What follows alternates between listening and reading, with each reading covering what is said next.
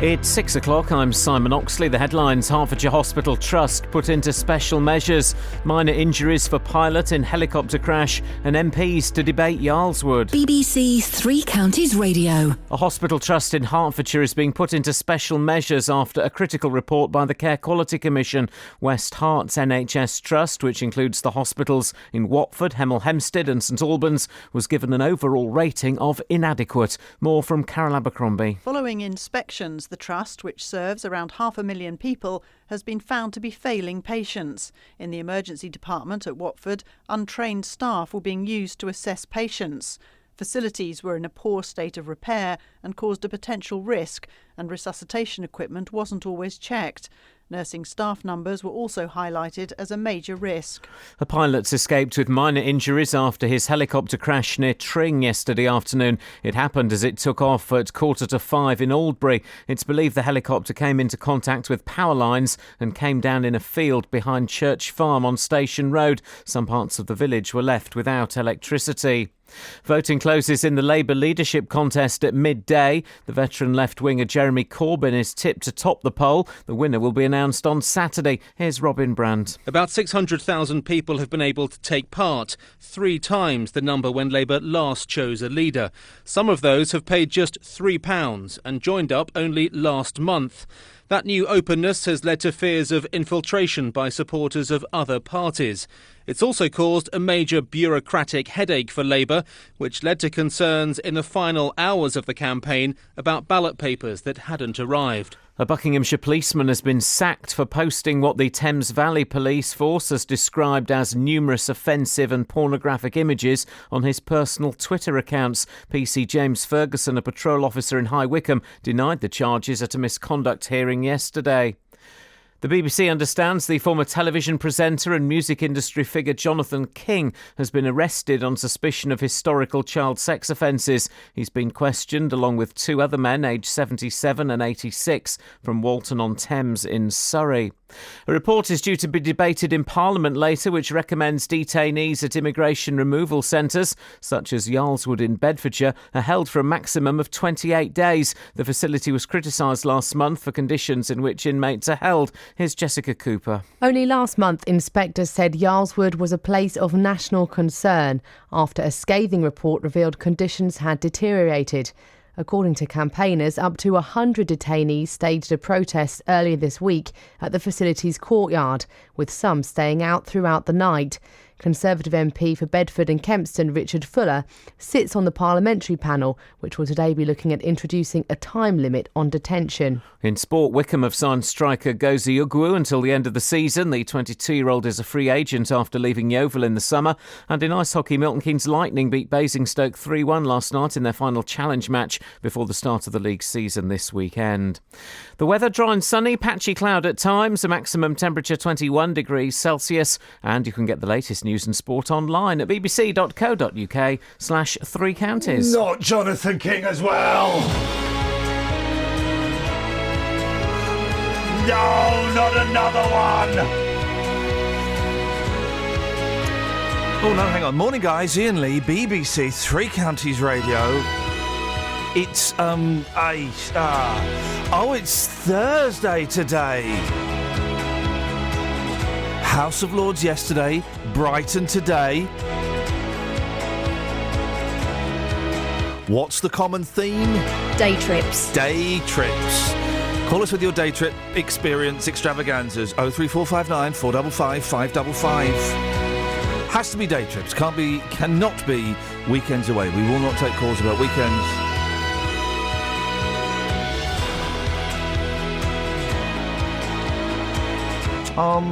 That's the end of the talkie bit. Across beds, hearts and bucks. This is BBC Three Counties Radio. And here's the beginning of the music bit. Every man has his techniques, and they're all different.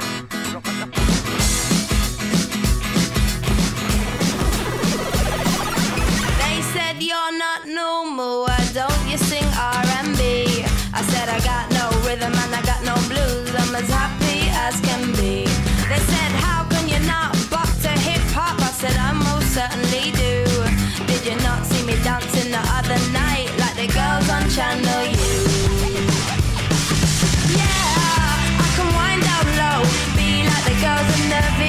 videos. But for me that's much too slow because I prefer rock and roll. I say yeah, I can wind down low, dance like the girls in the videos. But for me that's a no-no because I prefer rock and roll, rock and roll.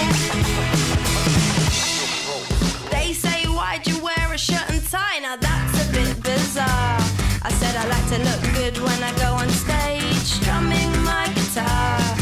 I like to sing my songs about real life things like good times and romance. And I prefer to do it in my skinny jeans and minuscule hot pants. Every man has his technique. Cause this baby got no back. And they're all different. Yeah, I can wind down low, be like the girls in the videos. But for me that's much too slow because I prefer rock and roll. I say yeah, I can wind down low, dance like the girls in the videos. But for me that's a no-no cause I prefer rock and roll, rock and roll, rock, rock. Why can't people just let me be? I'm only putting out what comes best to me. Some people get their kicks with other things, but I get mine with wood and string.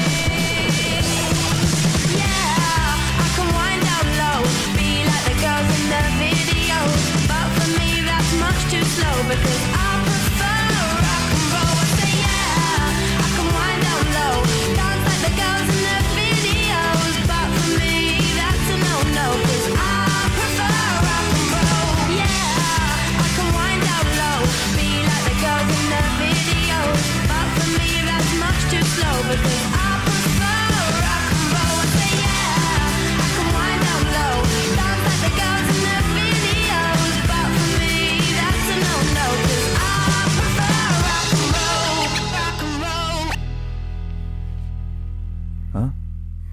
That'll do me. Andy's on the line. Good morning, Andy. Good morning, Iain. We've not really started the show properly yet. We're still kind of just trying to squeeze our, let's be honest, slightly bigger bodies than they were 6 months ago down into the rabbit hole. Right. So, I'm not having a go at you. It's not, technically it's your fault, but do you want to do you have, what, okay, don't tell me what you're going to say, but is it important? Yes, very important. And does it have to happen now? Or can it happen in, 10, 20 minutes when we're a bit more, there's a vibe going? No, it's got to happen now. Okay, do you need dramatic music underneath you? Because I can do that. You want dramatic music? Okay. What is it? Is it scary? What you're going to tell us? Because I've got some great scary. I've got this. Hang on. Here we go. Oh, here we go. Right. Okay. Hang on. There we go. All right, put some scary music. We're in the rabbit hole and it's dark today. We forgot to bring our torches, or for our American cousins, flashlights. They call them flashlights, idiots. Oh, we've just dissed an entire continent. Okay, Andy, we're down the rabbit hole. It's dark. I'm holding on to Justin's hand and it's very sweaty. What have you got for us, Andy? I suggest after the success of the spot on yesterday's show with Ask Dave that we have a regular spot for him. Yeah. Oh, so it's a regular spot of Ask Dave. Hang on a minute. Is that it? Is that what you called up for? That would be very scary. Flipping it. The thing is, if we do that, we've then got to get into production values. Right, Kelly. Yes, player. You got 15 seconds. Could you build a theme tune for like an Ask Dave, the best? Thank you for the Daves. These are the Daves of our lives. Happy Daves, kind of. Could you build like a theme tune for us in the next 15 seconds? Yeah, I've just done it. Oh, blimey, she has. That was quick. Hang on a second. Yeah, really clever. Hang on a second. There we go. She's been listening. Thank you for the Dave. Those endless days are sacred days you gave me. Those were the days. Kelly. Sunday, Monday, happy days. Wednesday, happy Days. Thursday, Friday, happy Days. So, okay, yeah, fine, why not then? We've got a theme tune, it'd be rude not to use it after all the effort that Kelly just put into it. Yeah, I think she's done very well there. Well, thanks so much for calling, Andy. All right, thank you. You know what, though? There's a slight problem with Dave. Really? Apart from the obvious. one. Apart from the obvious. But he's a bit like, Nanny McPhee. When you want him, he doesn't come along. Yeah, it's true. When you That's don't, true. he's there, he's all over it. Can we tell Justin the theory we explored several theories yesterday when you weren't in the studio. Okay. About Dave and you. No. Listen, my theory is... Listen to this. This is with my legal team before you start, by the way. My theory is that Dave is an older version of you. Absolute rubbish. And somehow... Either you have time travelled back to warn him, or he's time travelled forwards to warn you, but you're the same person. Okay. Here's my theory, right? Go on. You know when you had him over the compost? No, I did not have him over the compost or the coals. Again, that is with my legal team. Well, he says you straddled him. No, I did not. I think that maybe in that moment, him being the older version of you, what's happened is... He's budding, right? He's got there's an extra you coming out of his shoulder, and it's gone off somewhere, and it's murderous. How dare And what you? he's trying to How do now dare is you? get in touch with you himself, his younger self, and stop it from happening. Have you seen the way that Dave dresses? Here's my theory. Shut up! He's your actual dad. No, he's not my dad. He's your dad and he's yourself. No, he has very poor taste in music. That's why he's not my dad. Is he your son? No. You've travelled back in time. No. Nothing to do with me. Okay. He may want to associate himself with me. Okay. That's fair enough, but nothing to do with me. Okay, well, we'll discuss those theories more. If you've got a theory about Dave and Justin, 03459 455 555. On to a really interesting story, actually. The West Herts Hospital Trust has been placed into special measures following a damning report from the Care Quality Commission. Inspectors found that care at Watford, Hemel Hempstead and St Albans hospitals were inadequate and called for urgent improvement. Well, the trust currently serves more than 500,000 people. Well, Justin Dealey went to... you went to a very bizarre news briefing called by hospital bosses yesterday. Tell the boys and girls what you were telling us earlier on. Yeah, I mean, you'll hear the full interview later on, but basically I was invited there yesterday at 10:30. I wasn't told what the meeting was about. They said it was about a report, but wouldn't go any further. And I simply asked the question, well, it's 10:30 in the morning. I haven't seen the report. This is 300 pages long. So by the time we have seen the report, that would have been yesterday afternoon. Yeah. Why will nobody be coming on the programme live today? Yeah. And things got very tense. You'll hear that later on. So the Care Quality Commission, yes, it has, and don't worry about the time because you know what, this is important. So we'll get through this. It asks 5 important questions, doesn't it? It does. Are the services at the trust safe? They were rated as inadequate. Is it effective? Rated as requires improvement. Is it caring? Rated as requires improvement. Is it responsive? Again, requires improvement. Is it well led? Rated as inadequate. I just think they're all pretty lousy. But is it safe? It's inadequate. Oh, right, okay, yeah. So this obviously happened, this inspection happened in April. Nurses, midwives, doctors, they were there for 2 days. So some of the key points in this report: in the emergency department at Watford, inspectors found untrained staff were assessing patients. I mean, however you dress that up, that's not great. The report also highlights nursing staff problems were a major risk at the trust. Also, a number of staff they spoke to, they expressed high levels of stress and work overload as well. You've spoken to the... they did have a couple of outstanding areas, and we should mention that, didn't they, in the trust? Yeah, they did, actually. To identify those areas of outstanding practice across the trust included children's and young people's services at Watford Hospital and a significant reduction in mortality over the past 2 years. It's important to highlight absolutely. Now, the medical director, you spoke to the medical director. Yes, I did yesterday. Again, you'll hear that interview in full later on. So we spoke to the medical director, Michael van der Watt, from West Herts Hospital's NHS Trust. Again, hard to do an interview about a report which they wouldn't show me, so I was going in blind. But I asked him this morning to reassure listeners that their services are safe. We have seen that our processes where we learn from previous incidents and complaints is not as good as it should be. And Sorry, Mike, this is not reassuring me. How can you reassure people listening to this morning? Well, if you look at what patients want when they come to hospital, they want staff who are caring, and that's acknowledged in the CQC report. They want to be assured that they're not going to get infected. We have a significant reduction in infection rates and have not had a single case of the superbug for more than 16 months. And as I've said previously, we are in the top 17 trusts in the country with regards to our outcomes. Just to reiterate, are the services at the trust safe? Inadequate? Is it caring? requires improvement. Is it well led? Well, rated as inadequate, and I think we just possibly may have heard why. What happens now?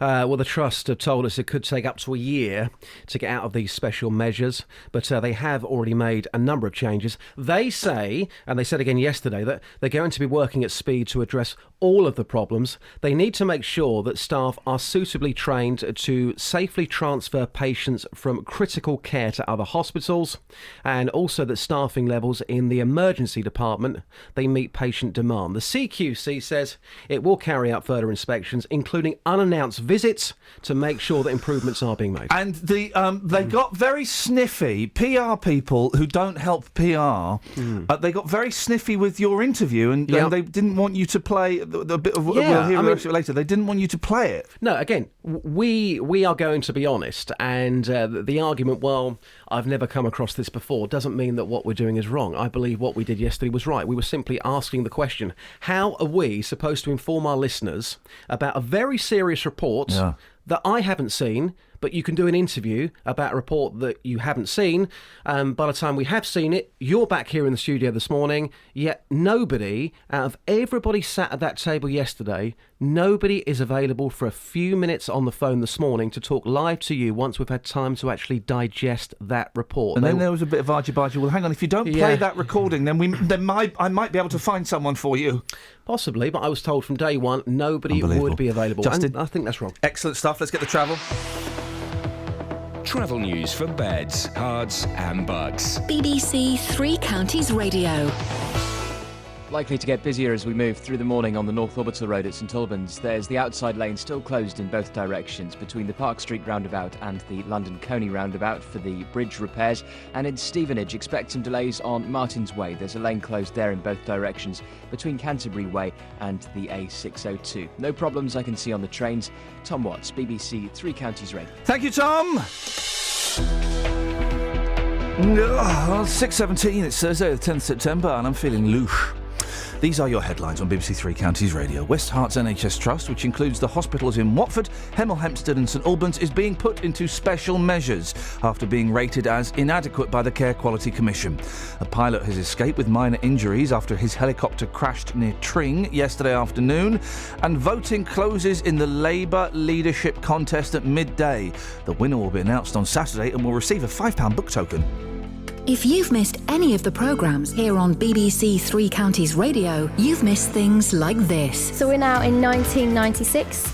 The Stone Roses get back together to headline the festival. They end up playing their worst gig of all time. But there is a way you can hear it all again. Warning, you are losing vast days of your life to the after effects of heavy drinking. bbc.co.uk/Three Counties Radio. You've been crowned the first ever World Masters champion in the over 80s category for the Scottish Highlander Games. That's right, yes. Allowing you to listen to what you missed. What a way to open a theatrical hour here on BBC Three Counties Radio. bbc.co.uk/Three Counties Radio.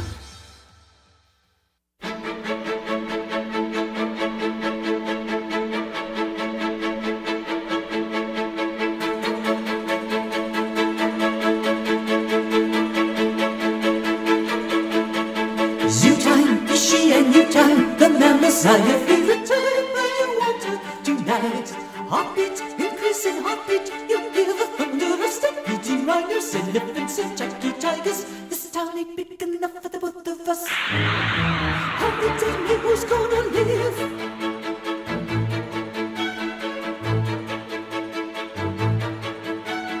Flying, domestic flying, and when the stewardess is near, do not show any fear. Heartbeat, increasing heartbeat. You are a khaki colored bombardier. It's Hiroshima that you're nearing. This town ain't big enough for the both of us. And they tell me who's gonna live?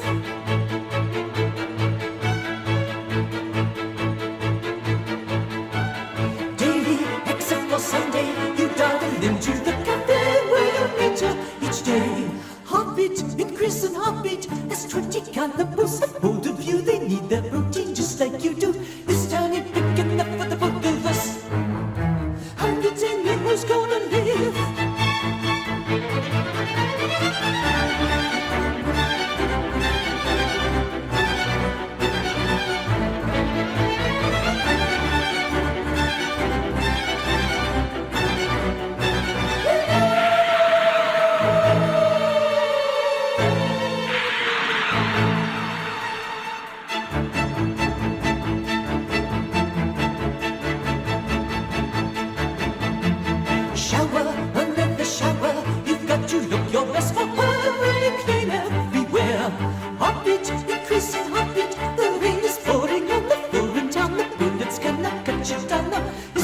big enough for the both of us. How the day who's gonna live?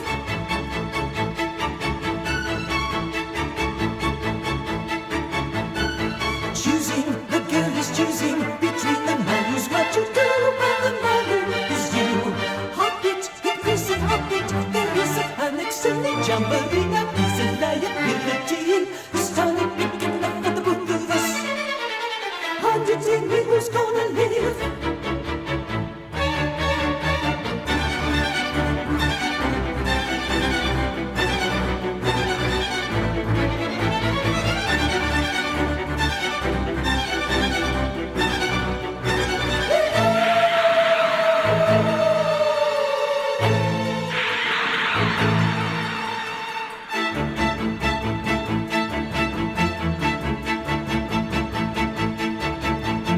Shower, under the shower, you've got to look your best for very clean everywhere. Heartbeat, increasing heartbeat, the rain is pouring on the 4-inch on the bullets gonna cut you down. This time it's big enough for the both of us.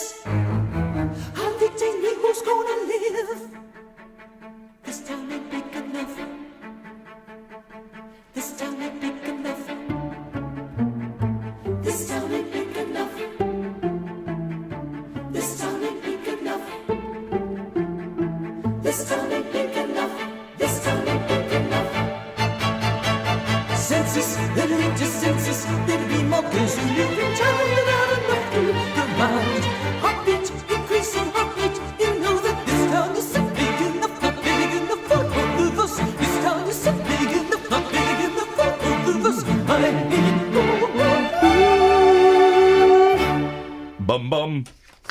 If you're lucky. Now, MPs will debate a proposal to radically limit the amount of time people can be detained at places like Yarlswood in Bedfordshire. In the last few weeks, we've heard from some of the women who are being held there that they've been there for months with no idea as to when their cases will be processed. Well, the idea being put forward today is that they're detained for a maximum of 28 days. Catherine's got more of this. We've been talking about Yarlswood a lot recently, haven't we? Yeah, and before then, ever since the place opened in 2001, campaign has been raising concerns. But most recently, the Chief Inspector of Prisons released a report calling Yarlswood a place of national concern.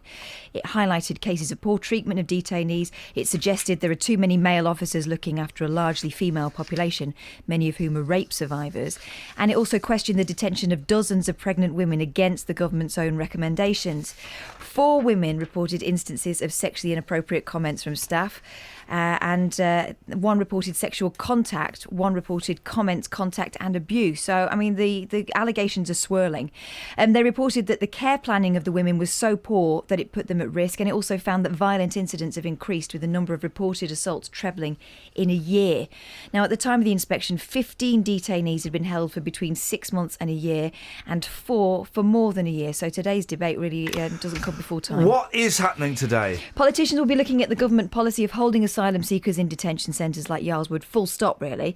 But MPs will be mostly discussing the detention inquiry report, which was published in March. Now, that report concluded that the UK uses detention disproportionately and inappropriately. It questions the use of detention centres almost entirely, saying most problems could be resolved simply by not detaining most of the people currently held. You know, when we speak to campaigners, they say that this suggestion that some of these women present a flight risk is ridiculous because they want to be processed. They want to be legal. You know, they want to start their lives here. Conservative MP for Bedford and Kempston, Richard Fuller, you'll be speaking to later on. He sits on the parliamentary panel which will be looking at introducing a time limit on detention. And at Yarlswood, we know that in the previous 6 months, 894 women were released back into the community, more than double the number who were removed from the UK. OK, I don't have a jingle ready, so I'm just going to play this just to break up the shade from the light. I don't want to blow my own trumpet because I haven't got one. Now we're into the light part of the show. We're talking about the Danny Baker's show, Cradle to the Grave, which has had mixed reviews. I don't really get why. I watched it yesterday. I watched it reluctantly, hesitantly, because I like the books, I like Danny, and I thought, well, this isn't going to be... I flipping loved it. Oh, I loved it. It's like a mucky Wonder Years. Oh, it's... Tweet him that, I because will he'll do. love that. It's a mucky Wonder Years. And I who's the big lad? His dad? Peter Kay. Now, Peter Kay, I thought he was brilliant. Because I find, well... Because he's from the same part of the world as me, I hear it when he goes back to Bolton.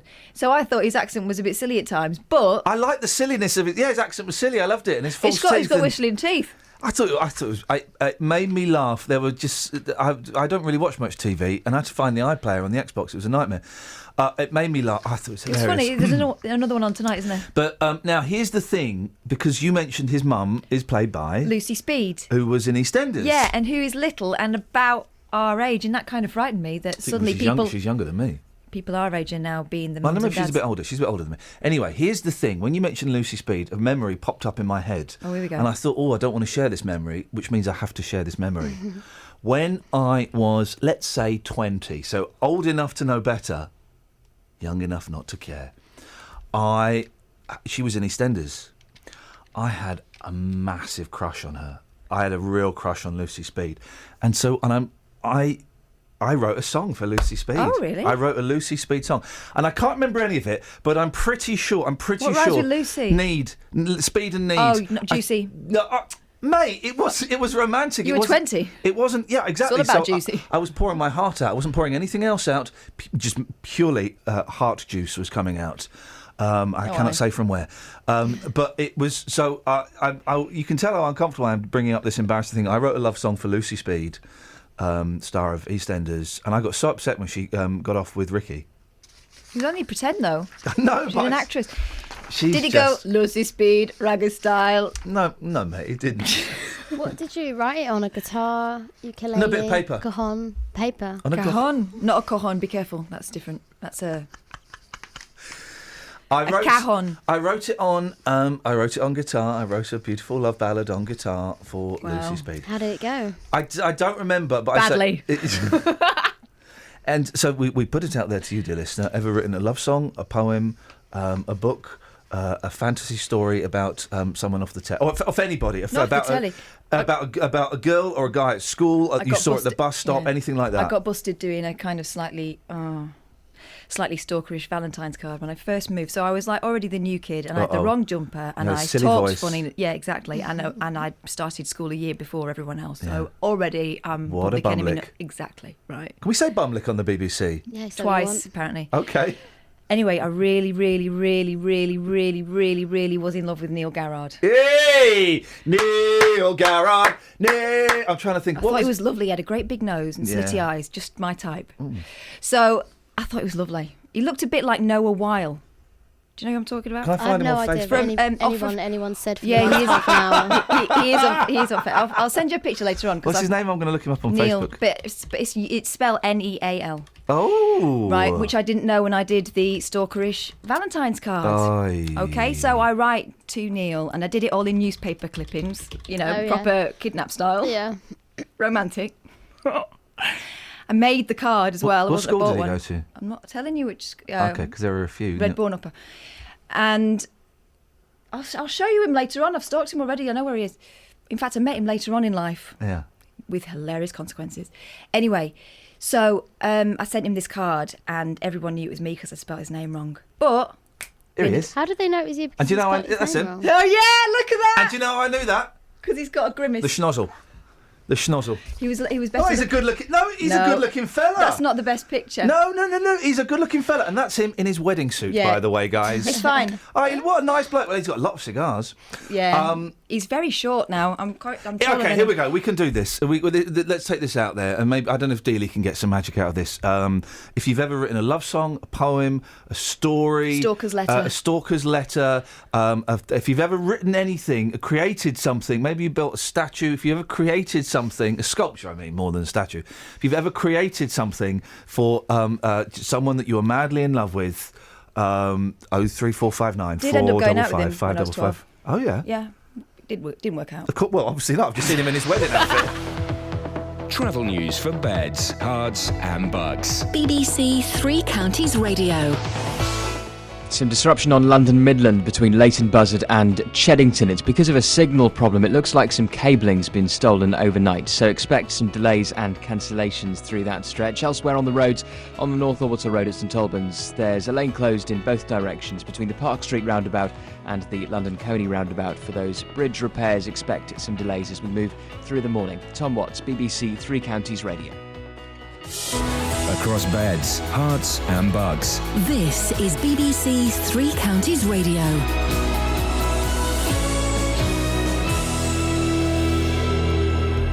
It's 6:30, I'm Simon Oxley. West Hert's NHS Trust, which includes the hospitals in Watford, Hemel Hempstead and St Albans, is being put into special measures after being rated as inadequate by the Care Quality Commission. A pilot escaped with minor injuries after his helicopter crash near Tring yesterday afternoon. It happened as it took off at 4:45 in Aldbury. And voting closes in the Labour leadership contest at midday. The winner will be announced on Saturday. Three Counties Sports. BBC Three Counties Radio.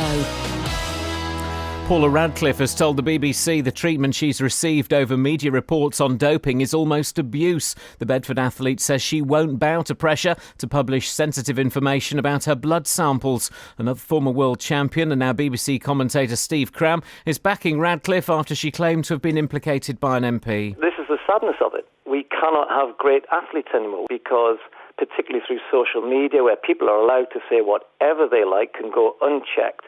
We can have media people go chasing stories that they think for some reason is doing some greater good or whatever, usually most of the time to aid their own careers.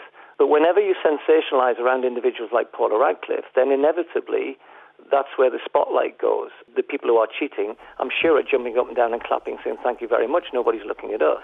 In football, Wickham have signed striker Gozi Ugwu until the end of the season. The 22-year-old is a free agent after leaving Yeovil in the summer and has impressed in training with the Chairboys. Wickham resume League 2 action at home to Plymouth on Saturday. Roger Federer and Stan Wawrinka will meet in an all-Swiss semi-final at the US Open tennis. Federer brushed aside Richard Gasquet in straight sets in just 87 minutes. Wawrinka beat Andy Murray's conqueror Kevin Anderson also in straight sets. Top seed Novak Djokovic will face holder Marin Cilic in the other semi. In ice hockey, Milton Keynes Lightning beat Basingstoke 3-1 last night in their final challenge match before the start of the league season this weekend. The Lightning host Bracknell on Saturday. Bedford Rugby Club have signed New Zealand hooker Nathan Vella on a short-term deal following the ankle injury suffered by new signing Sam James last week. Vella will arrive today but won't be in contention for Saturday's home game with Moseley. And Hertfordshire's Mark Day has been appointed as the national coach for the England Golf Girls squad. Day is the head professional at Whipsnade Park Golf Club. BBC Three Counties News and Sport. The next full bulletin at 7. It's coming. There it is.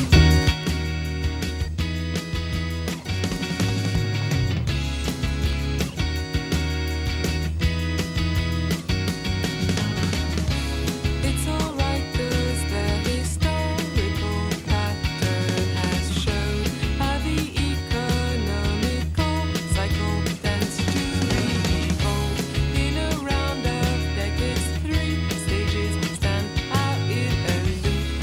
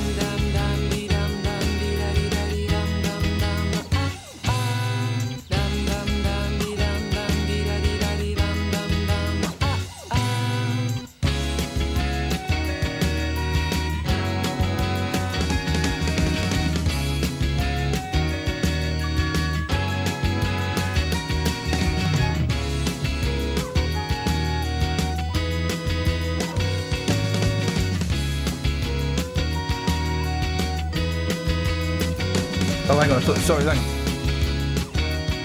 Big Finish. Okay. The next song you're going to hear will be a song about an LSD trip. Catherine, papers. Yeah, I've just seen... Give me my paper. I did. No, you didn't, mate. You took me paper, and you put it over there, because I wrote you a note on it saying no audio. Thanks. Jeez. Yeah. What? Go. Organisers of... This is in The Sun. Page 15, if you want to read it for yourself. I mean, The Sun is particularly that today. Organisers of a Women's Institute event ordered a stallholder to cover up mugs, coasters and tea towels. Cover up their mugs. The place names on them were too rude. Author Dominic Greer laid out his merchandise, saluting towns and villages, including Sandy Balls, Wet Wang, Jugs Lane and Cocking. Twat? No, wasn't mentioned. Okay. Apart from by you. That's the name of a town. Is it double T? Yeah. So that's actually the name of the town, so I haven't sworn. If I'd said it with a single T, then please, go to Ofcom. Goodness, you said it with two. It was a double T. Nothing there. He was informed his promotional material for his book Lesser Spotted Britain was unacceptable and told to put censored labels over the offending names. Oh, man. Dominic said 2 men laid down the law at the WI's centennial event in Harrogate, North Yorkshire, where many women he spoke to considered the order patronising. I have been to Ladies' Circles events, right, with my grandma. Sorry? They are filth bags, those women. I've never seen more gin drunk or more filthy jokes told in all my life. So, I mean, this would be nothing. Well, I spent an hour in the company of a baroness yesterday. She swore, didn't she? In the House of Lords. She talked about that town that I just mentioned. Wow. And a baroness? A baroness, no less. She was delightful. And it turns out I've now made up my mind on whether we should legalise cannabis. Yes, we should. Because of the baroness saying that word? We spoke to Fat One, and no, we didn't. She made excellent sense. It was like, oh, right, okay, yeah, okay. Well, thank you. You've cleared the House of Lords. I was in the House of Lords yesterday, and I'll be honest. Do you fancy being a lord now? Yeah, you go in. Have you ever been there? No. Right. Security is. I mean, I'm not. I didn't have to walk through a metal detector. Did they pat you down? They didn't pat me down. I didn't have to, and I'm not telling this for any jihadists out there. So if you're a jihadist or IS, go and listen to Hut. I think it's more suited to you. That's why they're so angry. But I didn't walk through a metal detector until I'd gone through the gates, the main entrance, signed in. I could have done and I'm not going to, but I could have done anything. But what you don't know is, all those people around you, they weren't just innocent bystanders, they were spooks. But you go in. No, they were real people. All over you. You go in, right, and you go in, and it's sort of, there's like a sort of reception, and it's, I mean, honestly, I was so excited, and there's this reception, and to your right, and you kind of sit in this holding area, but it's like, and you'll know this because you've got kids at school, describe the area where your kids hang up their coats at school. Soulless. Yeah. A bit messy. Yeah. Hooks with their names on. House of Lords. Maybe a sticker. You're joking. It's the House of Lords. They've all got hooks with their names on. Do they have like an apple or a teddy for the ones that can't read? And it's just this weird thing. I was thinking, this is so familiar. This is like any school I've ever been in. Do they have a pump bag? Some of them have pump bags, but they've just got hooks with their names on, and it's like Lord such and such or Baroness such and such or Lord of. It's kind of an extension of Oxford and Cambridge. Do you know, I went to try out for there, call it tryouts. Yeah. I stayed overnight and we had to eat in the refectory, and I'd call it a canteen, but it's posher than that. It looks like Hogwarts, right? Yeah. They don't even put their own knives and forks and plates away. Just leave it. Someone comes and picks up after them. Someone makes their beds. So they go on from that to having to find a peg with their name on. It makes sense. It smelt of school dinners, and I said to Baroness Meach, I said, it really smells of school dinners. She said, that's just our food. And I walked past the, again, I don't know, what do you call it, the canteen, the 5-star restaurant. It was amazing. Cheese pie. It was amazing. Mashed potato in an ice cream scoop and all that stuff. Did they have semolina? Probably. We're jamming. She was, I'll be honest, Baroness Meacher, we're jamming. She was absolutely delightful. What a charming and intelligent and funny woman. I saw Floella Benjamin there. She had about 50 kids with her. 50 kids in the House of Lords. That was weird. Yeah, but isn't she like a children's person now? Well, she always has been a children's person. No, but isn't that like her main thing? She's like the Baroness of Children's. Didn't she get that through her work about Victoria Columbia and all that stuff? Yeah. She's like, but she had, 50, I just thought it was odd to see 50 kids in the House of Lords. That was unusual. And she was there. And I thought, I got excited. I thought, Floella Benjamin. Humpty Dumpty? He was never called Humpty Dumpty, mate. He was just called Humpty. Well, I they thought couldn't call him Humpty Dumpty because of the copyright issues. And then now, so from one place to I'm now going to Brighton. After the show, I'm going home, going for a doze, and I'll probably evacuate my body. Okay. And then I'm off to Brighton. How would you get to be a baroness? Would you like to be one? Well, because I could put a word in for you. Could you? Oh, good. Kath, could you see if you could help Kels be a baroness? Baroness Betts. Dear. All bets are off. They're never off. I mean, sometimes they are. Having two different conversations, but anyway. Good luck with that. Are we finished? Yeah. We'll have a bit of this then, is it?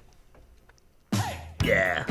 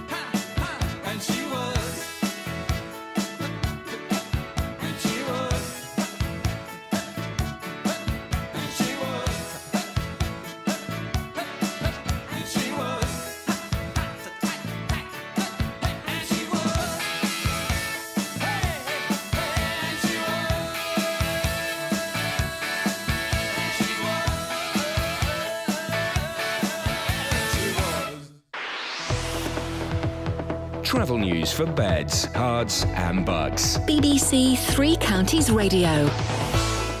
Heavy on the M25 going anti-clockwise between junction 21 for the M1 and 19 for Watford. The A1 coming towards London, that's queuing between Holiday Inn and Stirling Corner. Also busy on the A1 through Mill Hill, slow between Apex Corner and Mill Hill Circus. On London Midland, it looks like some cabling's been stolen overnight. That's causing disruption between Leighton Buzzard and Cheddington with the signals, so expect some delays or cancellations. Tom Watts, BBC Three Counties Radio. Yeah, nice one, Tom. Love the vibe. Loving the vibe there, that Trav. 6:46. It is. It's only Thursday, the 10th of September. I'm Iain Lee. These are your headlines on BBC Three Counties Radio. West Herts NHS Trust, which includes the hospitals in Watford, Hemel Hempstead and St Albans, is being put into special measures after being rated as inadequate by the Care Quality Commission.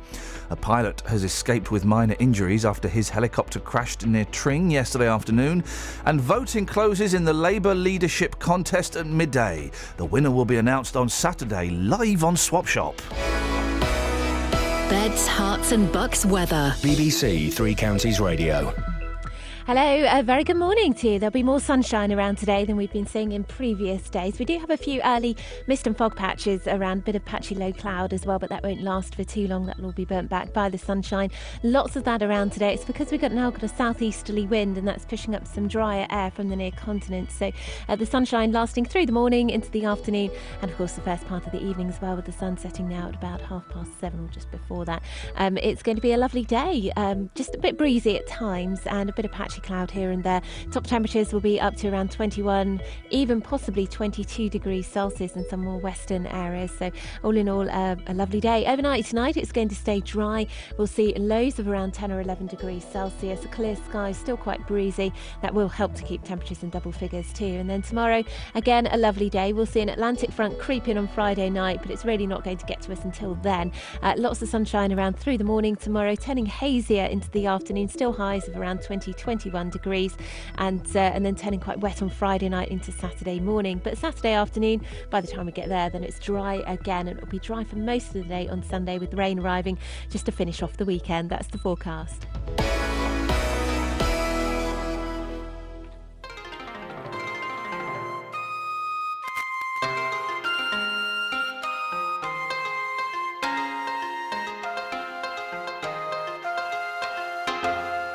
Dai 9課パーティーをしましょう Unit 9 Let's have a party 単語表 Vocabulary Listen to and practice saying these time expressions.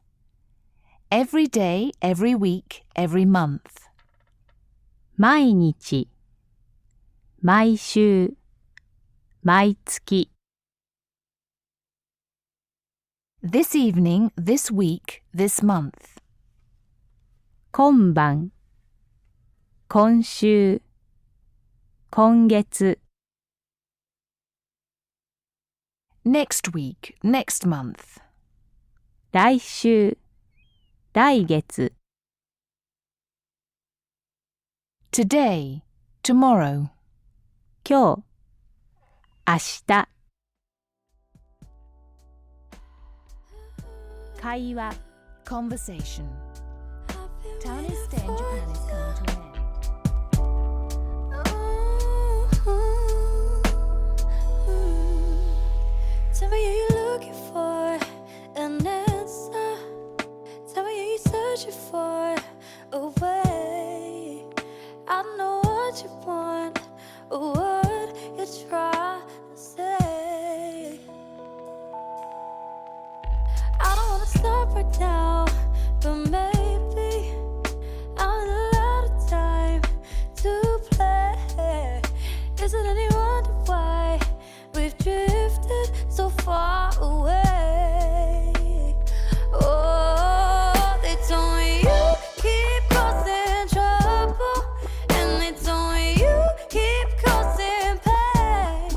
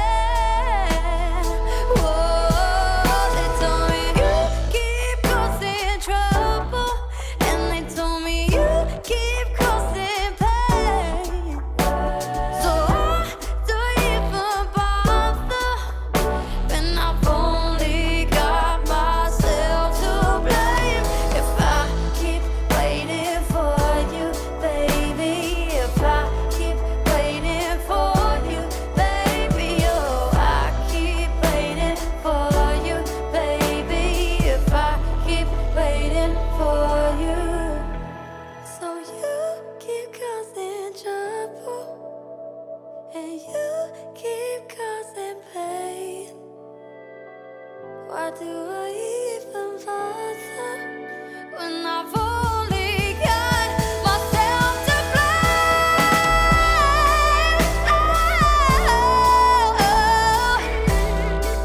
I keep waiting. So why do I even bother when I've only got myself to blame? They told me you keep causing trouble, and they told me you keep causing pain. So why do I even bother when I've only got myself to blame? Listen to these dates, then replay, pause and repeat until you feel fairly confident. Read the dates in your book too. 1日、2日、3日、4日。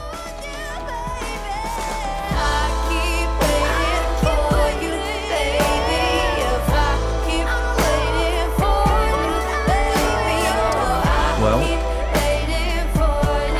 I hope that's helped.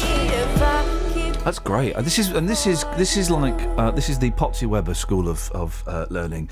It's, I don't know if anyone remembers Potsy Weber from Happy Days. Wasn't the brightest of the bunch, but he's a great singer. He had a science exam coming up, and if he flunked the exam, he'd be held down a year.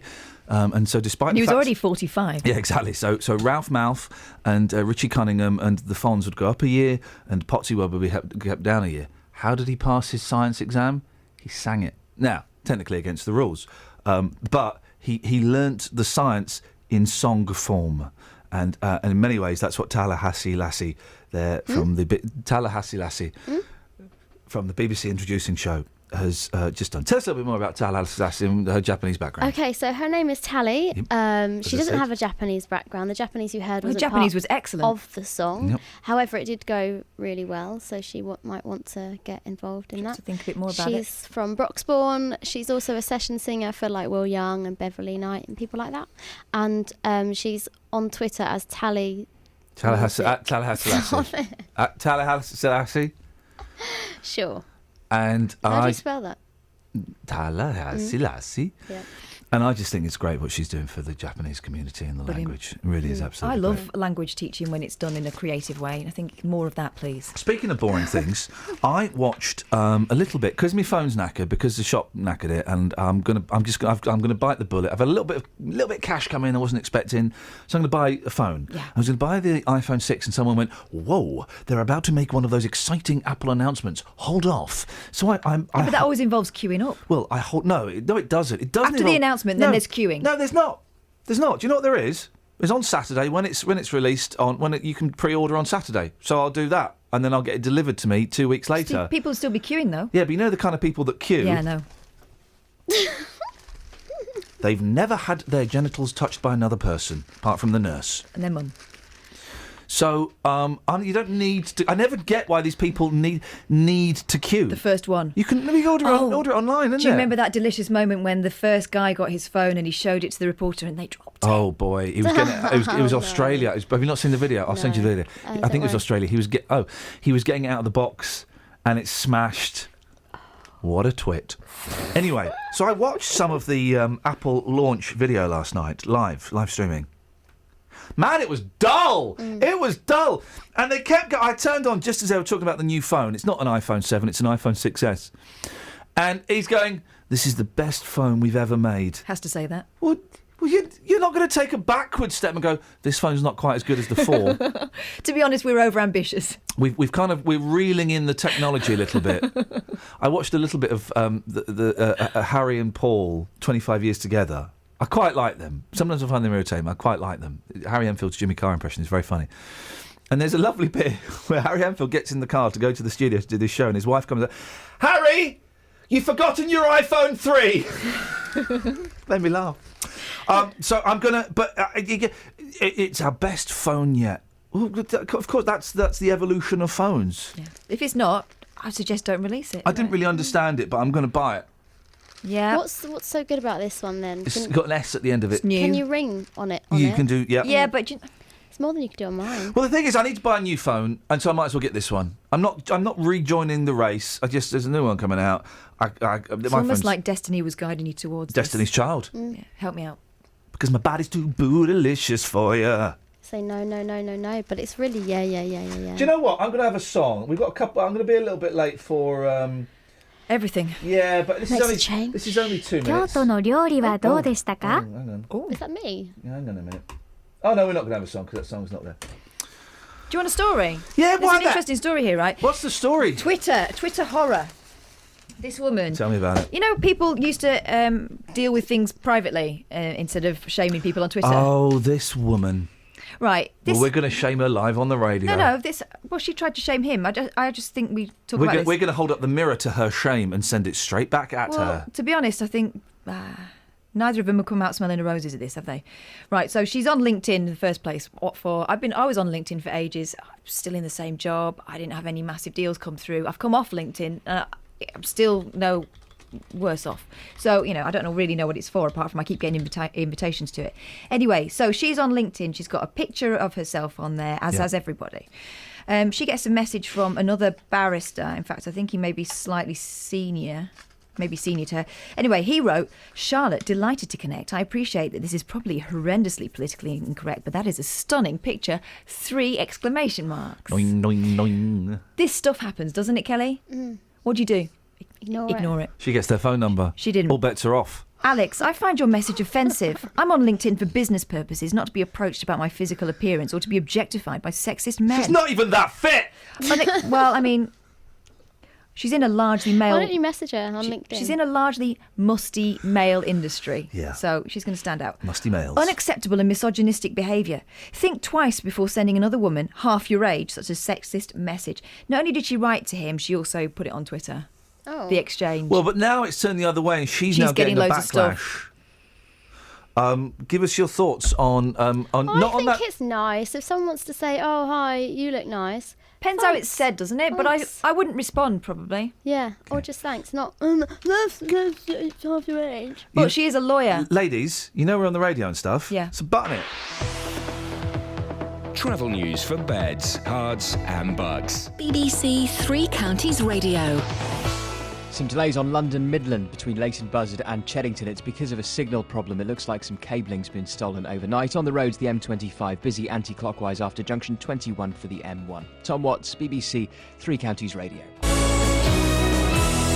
Hey, Tom, he crammed it in. Thank you, Tom. OK, so what are we talking about? Oh, yeah, ever written a song, a poem, like a story for someone that you admire from afar? 03459 455 555. Local and vocal across beds, hearts and bucks. This is BBC Three Counties Radio.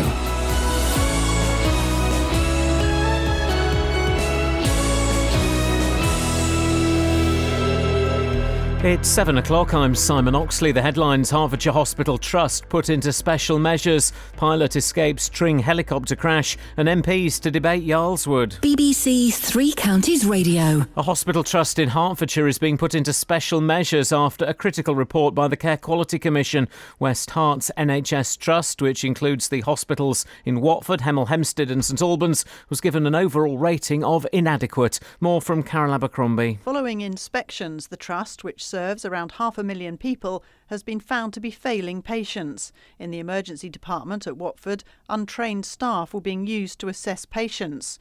Facilities were in a poor state of repair and caused a potential risk, and resuscitation equipment wasn't always checked. Nursing staff numbers were also highlighted as a major risk. A pilot escaped with minor injuries after his helicopter crash near Tring yesterday afternoon. It happened as it took off at 4:45 in Albury. It's believed the helicopter came into contact with power lines and came down in a field behind Church Farm on Station Road. A Buckinghamshire policeman has been sacked for posting what Thames Valley Police has described as numerous offensive and pornographic images on his personal Twitter accounts. PC James Ferguson, a patrol officer in High Wycombe, denied the charges at a misconduct hearing yesterday. The BBC understands the former television presenter and music industry figure Jonathan King has been arrested on suspicion of historical child sex offences. He's been questioned along with 2 other men. A report is due to be debated in Parliament later, which recommends detainees at immigration removal centres, such as Yarlswood in Bedfordshire, are held for a maximum of 28 days. The facility was criticised last month for conditions in which inmates are held. More from Jessica Cooper. Only last month, inspectors said Yarlswood was a place of national concern after a scathing report revealed conditions had deteriorated. According to campaigners, up to 100 detainees staged a protest earlier this week at the facility's courtyard, with some staying out throughout the night. Conservative MP for Bedford and Kempston, Richard Fuller, sits on the parliamentary panel, which will today be looking at introducing a time limit on detention. Voting closes in the Labour leadership contest at midday. The veteran left-winger Jeremy Corbyn is tipped atop the poll. The winner will be announced on Saturday. There's disruption to London Midland train services this morning. It's thought thieves have stolen cabling overnight. There are signalling problems between Leighton Buzzard and Cheddington. In sport, Paula Radcliffe has told the BBC the treatment she's received over media reports on doping is almost abuse. The Bedford athlete says she won't bow to pressure to publish sensitive information about her blood samples. I don't need to do that. I know that I'm clean. You're the one that has doubts, and that, I'm afraid, when it all boils down to it, is not my problem. Because I know that I have always competed as a clean athlete. I have always stood up for what I believe in. The weather dry and sunny with patchy cloud at times. A maximum temperature today, 21 degrees Celsius. And you can get the latest news and sport online at bbc.co.uk/3 counties. Thank you, Simon. Love songs, poetry. I wrote a love song for Lucy Speed when I was 20 years old. I was old enough to know better.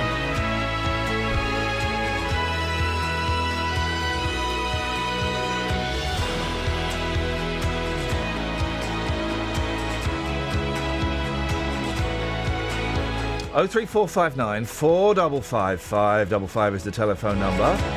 You can text 81333. Start your text 3CR.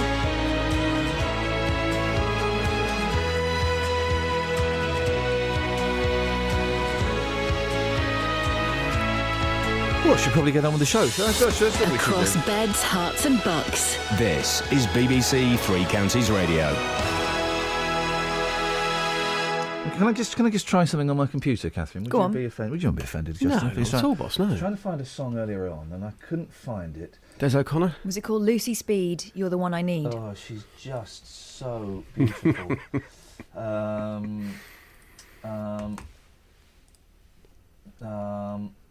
No, doesn't work. Well, that's that sorted. Excellent. Basically, the computer says no. What's the tune? Can you tease me? Computer says no.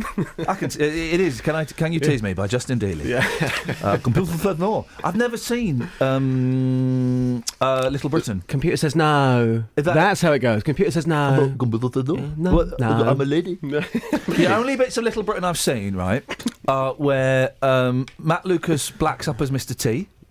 Oh. Blacks up. I'm beautiful. I'm Mr. T. Blacked up. And then the other one I did see Computer Says No once. And then I saw one, I got it, but I didn't find it funny, where they're at a swimming pool. Oh, yeah. And one of them's in a wheelchair. Lou and Andy. Right. No, it's Matt Walliams and David Frost. I don't. They're in a swim. And one's in a wheelchair and obviously can't walk. Yeah. And the other one's going, well, if they're in a wheelchair, they can't walk. But then while he's talking, behind him, he gets up and he's doing like skids and imagine stuff. That scenario. Well, imagine that premise in a number of different scenarios, like playgrounds, shops. That's Little Britain. Yeah, I felt I'd got the idea. Yeah. But the thing about that programme is you can relate to that programme. I'll tell you. No, hang on. Let me finish. Ian sits back in his chair and waits for the ball shine. Okay, I'll tell you why. Because so many characters in that programme, there is somebody that you know who is in that programme. Okay. I don't know any people that pretend to be disabled. No, but you haven't seen the programme. You see, there are so many characters in there that you can say, I know somebody who's a little bit like that. You know, watch the programme, boss. I feel I've missed my chance with Little Britain. Well, I'll give you the DVD set. Honestly, let's have a night in together. Pizzas, underpants, and Little Britain. 2 out of 3 ain't bad. Yeah. 2 out of 3 ain't bad. Now, Meatloaf.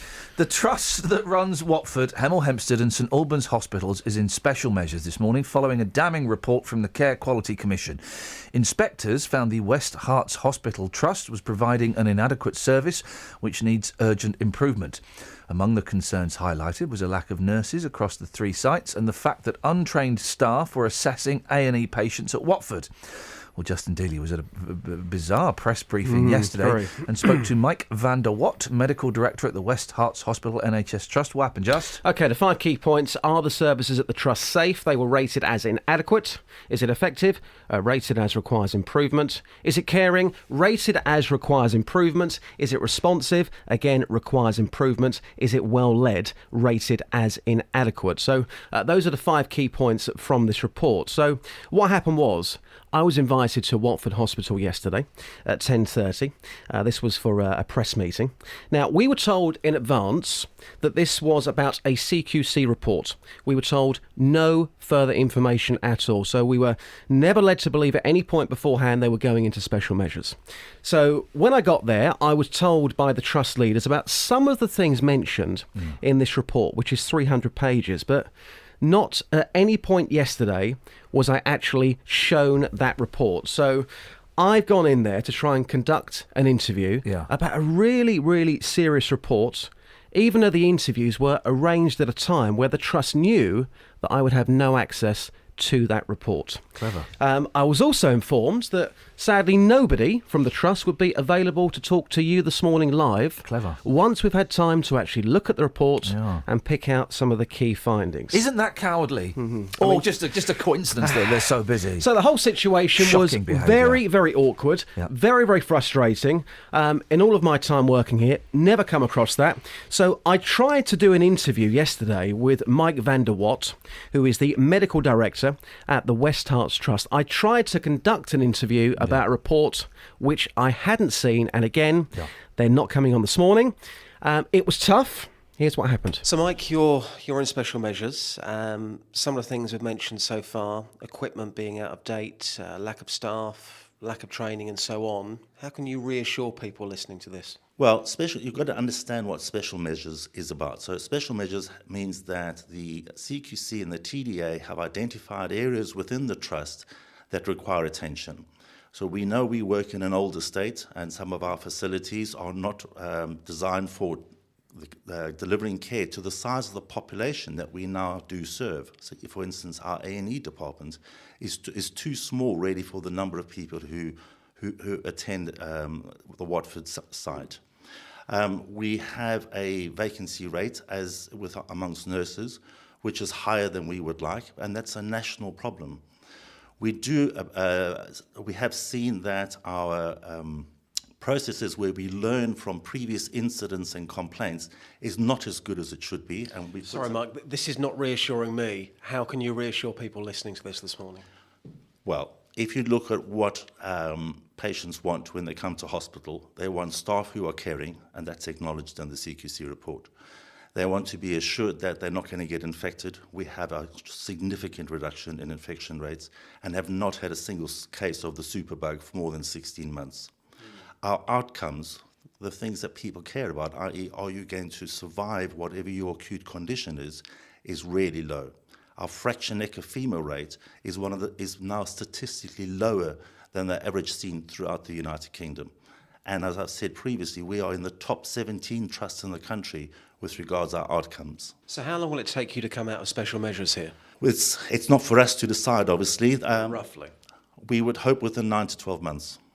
Can I ask why you invited the media here today, but you didn't actually show us the report? Because I'm going in now asking you questions without actually having seen the report. Why was that? The CQC embargoed the reports, not us. So can I ask why nobody is available to talk to us live on the programme on Thursday morning when we've actually seen the report? Oh, hang on. I think we stop here because those are unfair questions. I don't think they are. No, I think they're absolutely unfair questions. We've offered you absolute fairness to do today because our diaries are stuffed, because clearly... I'm simply asking, I'm asking the question why nobody will be available on Thursday morning. That's a fair question to ask. I'm sorry, that's not a fair question to ask. Can I ask why it's not fair? Because our listeners will be asking that question. I'm not prepared for this to go on the record, I'm sorry. Okay. I think we'll just have this conversation. Okay, that's fine. We'll have that conversation afterwards. Okay, so we don't think that anybody will be available to talk to us on Thursday morning, which is a shame, to talk to Iain, the host. Again, we're talking here today. I haven't seen the report. You're saying between 9 and 12 months to come out of special measures. What concerned you the most about this report? There's a number of issues that we need to address within the Trust. So clearly we need to improve our learning of previous incidents and complaints. We need to make sure that the patient flow throughout the Trust is improved, and we know we as we have been working with our partners for quite some time, is to make sure that patients who no longer require acute medical care are transferred out in the community, thus creating beds for the patients who are arriving in our A&E department and therefore reducing any unnecessary waits along the way. You mentioned about compassion earlier on. We spoke to a family. It was a stroke patient who had sat on a cushion which was full of somebody else's urine and faeces, and they were also sent home in a gown, again, with somebody else's faeces on them. You're taking a deep breath because you know exactly what I'm talking about. Something like that, can you reassure people something like that will never ever happen again? I don't think any hospital director could ever reassure that would never happen again. We obviously do everything within our power to ensure that sort of complete failure on our side could ever occur. Okay, and this is my final question, and it's a personal question. A member of your family, okay, that you care dearly about, would you want to send them to a hospital associated with the West Herts Trust? All my members of my family have been treated at this hospital. And you'd feel comfortable, based on this report today, of sending them back to the same hospital? Honestly? I know the standards of care that are delivered in this hospital. I know how much our staff care, and the outcomes with regards patient survival, infection rates, and our friends and family tests are obviously highly reassuring. Just in there, speaking to Mike van der Watt, Medical Director at West Herts Hospital NHS Trust. Don't you just love it when PR people make things, worse? Abby Stanwick's daughter Bella was treated at Watford General last December when she was diagnosed with leukemia. Morning, Abby. Morning. What was your experience like? It was one of the worst experiences we've ever had in our lives, and it was worse than when she was actually diagnosed with leukemia. Go on, what happened? So we went into Watford General because she had to have a nasal gastric tube fitted, and the sister and the nurse put two in. The first one was broken because they bothered to test whether it was working. So then they had to reinsert another one. And all of this was done without wearing any gloves, and they hadn't washed their hands prior to this. Oh, blimey. There was a time when a student nurse was trying to give my daughter her medication through the NG tube without any supervision. She couldn't do it because she wasn't trained to do it. Luckily, she couldn't do it because when we raised this concern, the sister who had already signed the medication off to say that Bella had had it, it was someone else's medication. We didn't know whose it was or what it was. My daughter had been suffering, or had really severe mucositis, which is a really severe inflammation of the whole of the digestive tract. And her oncology consultant at the time was treating her for constipation, so she was just filling her full of this severe laxative, causing my daughter to have explosive diarrhoea. And we had to clean it all up because the nurses said that they were too busy in handover to come and help us. So we had to go and get the cleaning products and clean the room up ourselves. This caused my daughter, the explosive diarrhoea caused my daughter so much pain that she needed strong painkillers, and every day I would phone her consultant and beg her to come and see my daughter and beg her to help her because she was in so much pain. And one day her consultant came to the room and just laughed at me and said, Abby, there are people dying on this ward, and your daughter has just got constipation. You need to calm down. And caring attitude. Abby, listen, we have to move on. Most importantly, how's Bella doing now?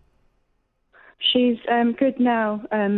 Thank you. Yes, we changed our local hospital because I refused to ever be treated there again.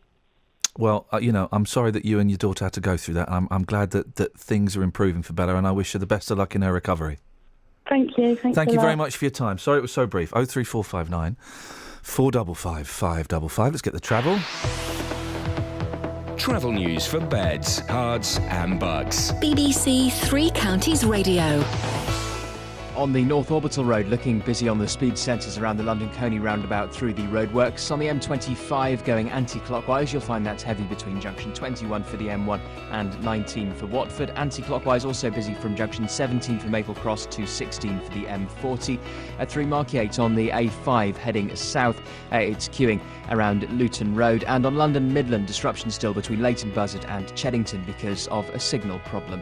Tom Watts, BBC Three Counties Radio.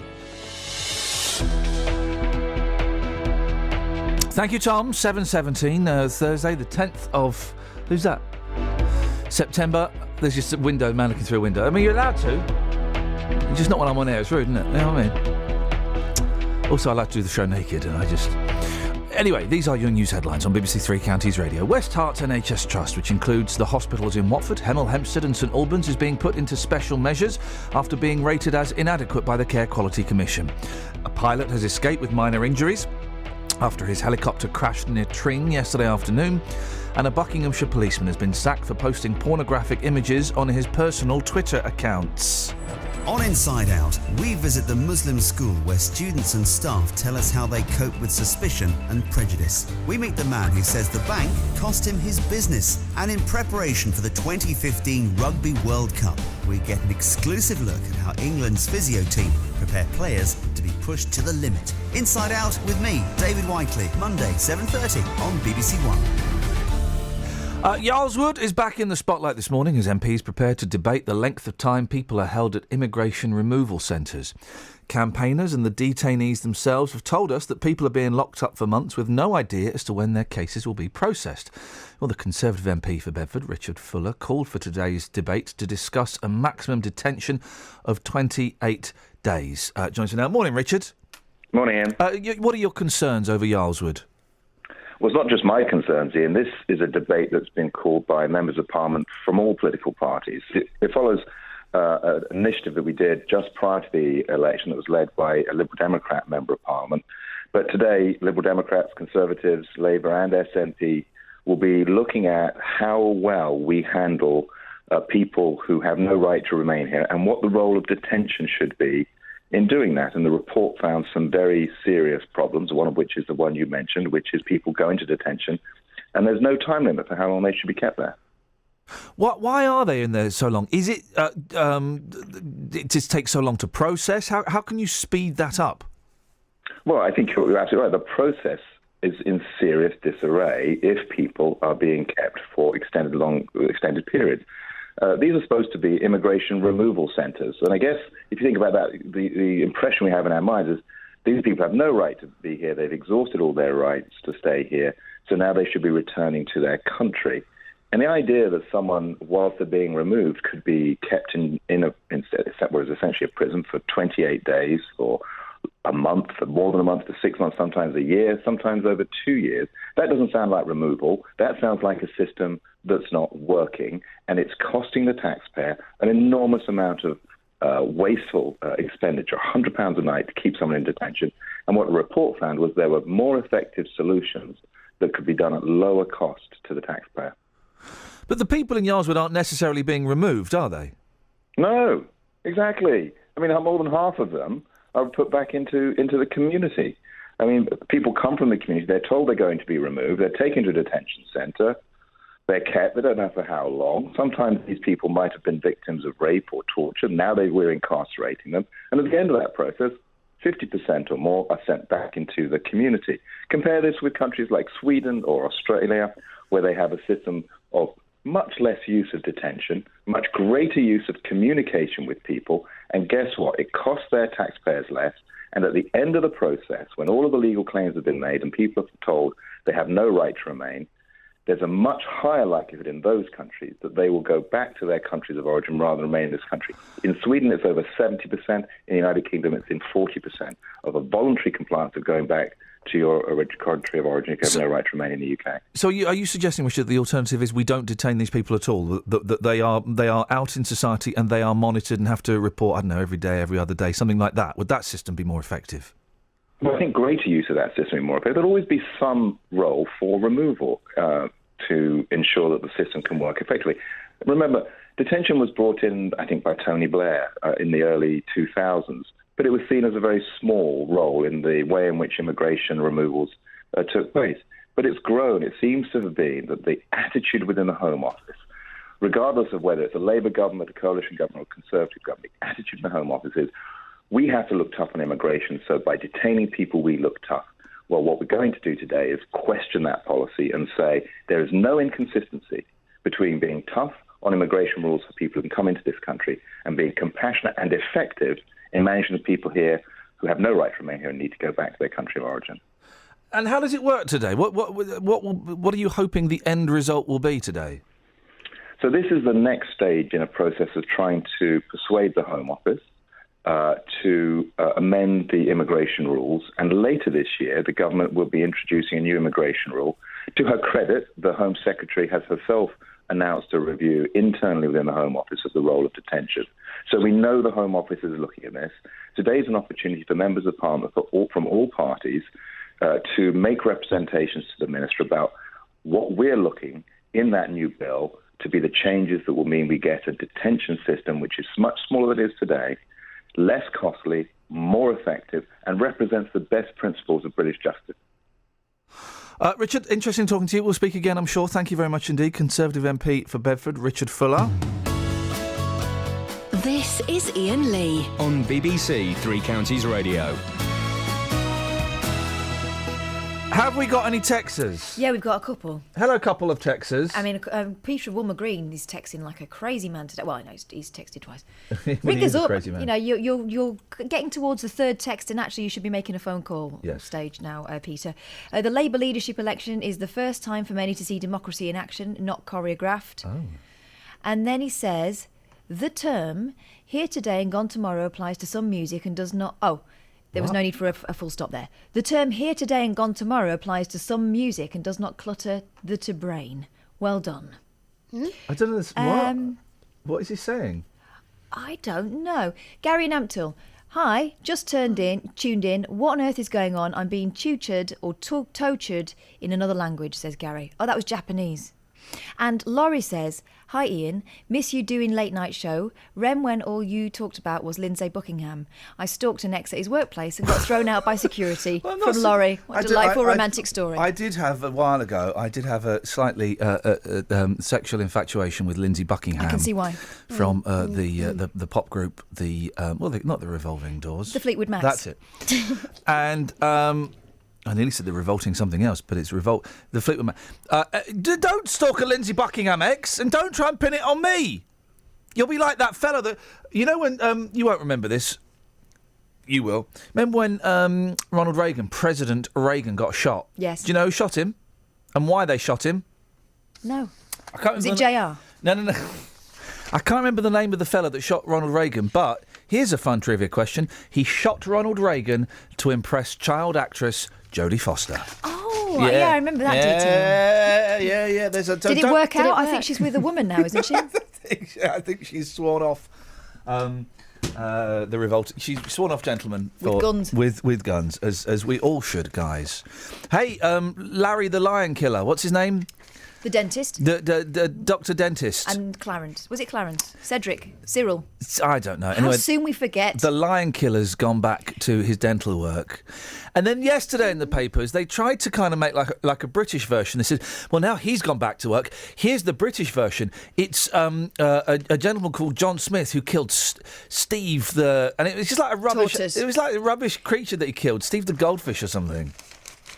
How long are we going to plague this dentist for doing something that he didn't think was illegal? She may not... it's not... what's her name, the runner? Radcliffe. Mark Radcliffe, the runner. It's not a doping problem with her. It's a pooping problem. Huh? Wow. She may not be prepared. When written. She may not be prepared to expose her blood, but she'll certainly expose her stools. It made me chuckle a little bit yesterday, and she was in a lot of, she's in a lot of emotional pain, and that wasn't what made me chuckle. It was that she said, I don't want my kids to be Googling me, and the first thing that comes up is drugs cheap. I thought, no, that won't be the first thing that comes up. There was an interesting thing on Radio 4 yesterday. Someone was complaining about how when, it's like a medical programme, medical hour, and when they go and see the doctors, that sometimes the doctor infantilises them in the way they speak to them. And it got me thinking, I do hate it when I go to the doctor and the doctor says, how is your poo? Is your poo okay? Is your poo? What? I don't like grown-ups. When do they say that? Why have you been asked? Why? Because I have problems with my bum. My bum. You never asked the doctor say to you, Kellyanne, how's your poo? No. Are you weeing okay? No, I am, but I've never been asked. I don't like grown-ups that say tummy.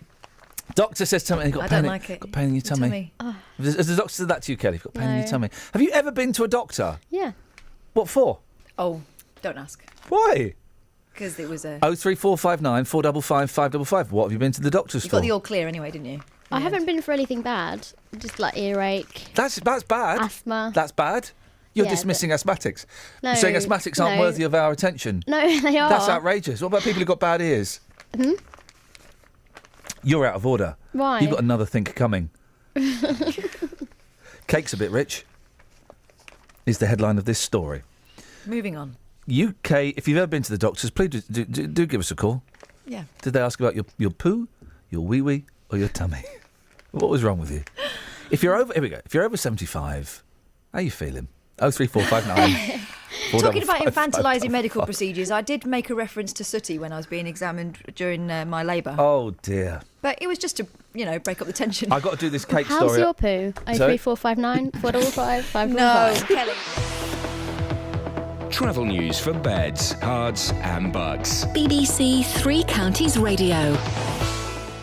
On the M25 anti-clockwise, there's a lane blocked on the exit slip road because a car's broken down at junction 24 for Potter's Bar on the inside lane. It's slow on the North Orbital Road around London Coney at the roundabout going through the roadworks. On the M1 coming towards London, you'll find it heavy around junction 12 for Flitwick. On the A1M going south, it's busy around junction 7 for Stevenage. Queuing into and through Market 8 on the A5, and on London Midland, still disruption between Leighton Buzzard and Cheddington because of a signal problem. Expect 15-minute delays. Tom Watts, BBC Three Counties Radio. Tom, thank you very much indeed. It's one of those days. I mean, look at that. It's misty out there. It's a bit, So these are the things you can call in about. Ever written a love song, a poem, a story, a fantasy about somebody that you admire? Or if you've ever written a love song or a poem for someone and then sat them down, pulled out your guitar and said, I've got something for you. Because I used to write love songs about girls all the time. I could never, ever, ever imagine sitting down and saying, I've written something for you. If you did, how did that go? 03459 455 555. And if you're over 75, how are you feeling, love? You all right? Across beds, hearts and bugs. This is BBC Three Counties Radio.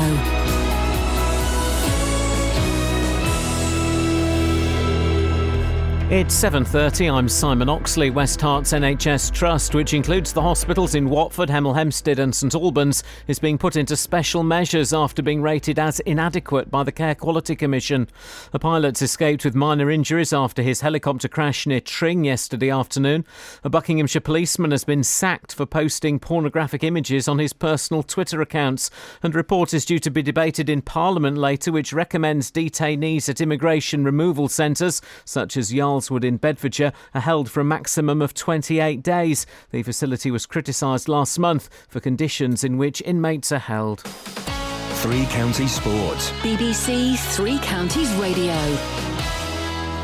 Paula Radcliffe has told the BBC the treatment she's received over media reports on doping is almost abuse. The Bedford athlete says she won't bow to pressure to publish sensitive information about her blood samples. I am not being forced and pushed and almost abused into giving a knee-jerk reaction to something that goes against other people who I trust and who are asking me at this moment to put my trust in them and to stand with them to protect a lot of other innocent athletes, because I do not want to see another innocent athlete be put through what I have been put through the last few months.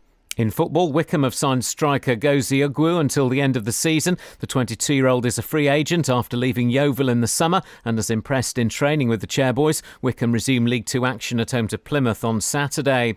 Roger Federer and Stan Wawrinka will meet in an all-Swiss semi-final at the US Open tennis. Federer brushed aside Richard Gasquet in straight sets. Wawrinka beat Andy Murray's conqueror Kevin Anderson also in straight sets. Top seed Novak Djokovic will face Holder Marin Cilic in the other semi. In ice hockey, Milton Keynes Lightning beat Basingstoke 3-1 last night in their final challenge match before the start of the league season this weekend. The Lightning host Bracknell on Saturday. Bedford Rugby Club have signed New Zealand hooker Nathan Vella on a short-term deal following the ankle injury suffered by new signing Sam James last week. Vella will arrive today but won't be in contention for Saturday's home game with Moseley. And Hertfordshire's Mark Day has been appointed as the national coach for the England Golf Girls squad. Day is the head professional at Whipsnade Park Golf Club. BBC Three Counties News and Sport. The next full bulletin is at 8. Well, I'm not the kind to kiss and tell, but I've been seen with fire up. I've never been with anything less than a 9. So fine, I've been on fire with Sally Field, gone past with a girl named Bo, but somehow they just don't end up as mine. It's a death-defying life I lead. I take my chances. I die for living in the movies and TV. But the hardest thing I ever do is watch my leading ladies kiss some other guy while I'm bandaging my knee. I might fall from a tall building, I might roll a brand new car, 'cause I'm the unknown stuntman that made Redford such a star.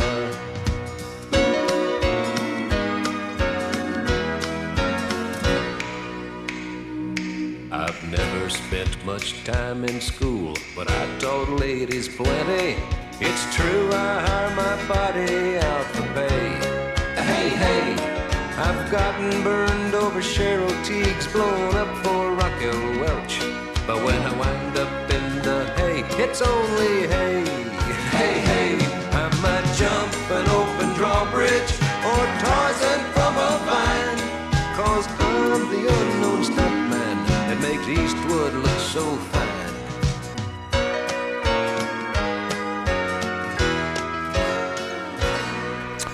Carpet Martin says, I think I've told you this before, but I needed to see a downstairs doctor. And Booper gave me a choice of specialist. I could either see Mr. Bellringer or Mr. Ramwell. Which did he choose?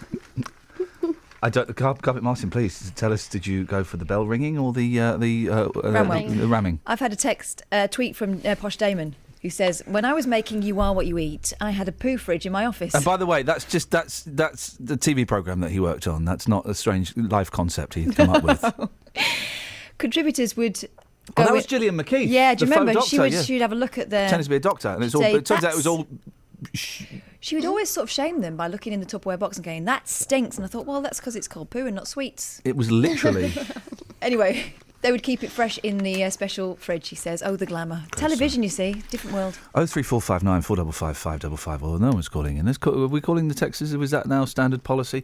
Oh, I can do that, yeah. Let's make that's now standard policy. Okay. By the way, this time tomorrow, we'll be playing iPod Roulette.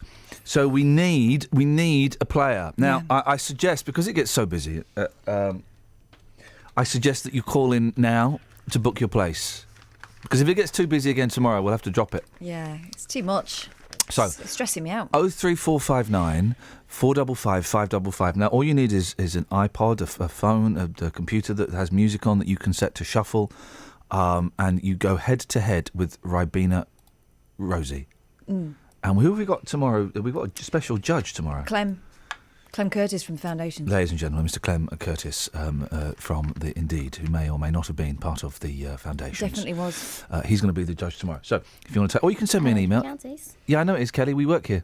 Oh, she's on the phone. Yeah. Iain.lee@bbc.co.uk. So, UK fashion stylist Debbie Wingham made a 6-foot diamond frosted cake for an Arab family. Yes. Guess how much that cost? $1 million. Come on, give me a sensible answer. A 6-foot diamond frosted cake for an Arab family. Give me a sensible answer. $5 million. £48.5 million. £48.5 million. Back to you are what you eat. Outrageous behaviour. Imagine spending that much on a cake. I mean, why would anyone do that? Morning, Pat. Good morning, Ian. How are you feeling? I'm not too bad, thank you very much. But about going to the doctor. Oh, yeah, go on. I went to the doctor because I'd had a change in bowel habits. Oh. Leave this to me. Leave this to me. Yeah, go on. And he thought I probably had gallbladder problems. But when they did some tests, it actually turned out to be something that I'd never heard of, which was a rare type of cancer. Oh, flippin' heck! Blimey! Yes. Is it all sorted now? No. Oh, blimey, Pat, so what's going on? Well, I've had some treatment, which has kept me stable for a few years. Yeah. And it's always ongoing. Now, this is interesting. Get rid of it. But they where are you? Are you at the seaside? No, I'm in a car. Oh, God, but it sounds very windy in there. But then, you know, well, this is interesting you say this, because, look, Janet's texted in and complained. Janet said, you're being extremely indelicate today. Heart Radio doesn't treat its listeners in this way. But this is why this is important to talk about this stuff, because our tongues are slightly in our cheeks being the appropriate word. But you've just brought up, Pat, why it's so important that we should talk about this stuff and go and get it checked out. Absolutely. I have no symptoms at all. None at all. It's only because my GP sent me for an ultrasound scan for my gallbladder. Blimey, O'Reilly. Well, Pat, I wish you the very, very best of luck, and well done for going to see the doctor, because it's kind of easier just to go, oh, it'll pass, it'll sort itself out. So well done, Pat. Thank you very much. Cheers, my dears. Ta-ta. There we go, you see. So there you go. There is method to my madness. She's right, you know. She's right. I've got absolutely no qualms about going to the doctor, man or woman, and dropping my trousers to the point where actually the doctor says, Mr. Lee, if you could put your trousers up, you've come here for your throat.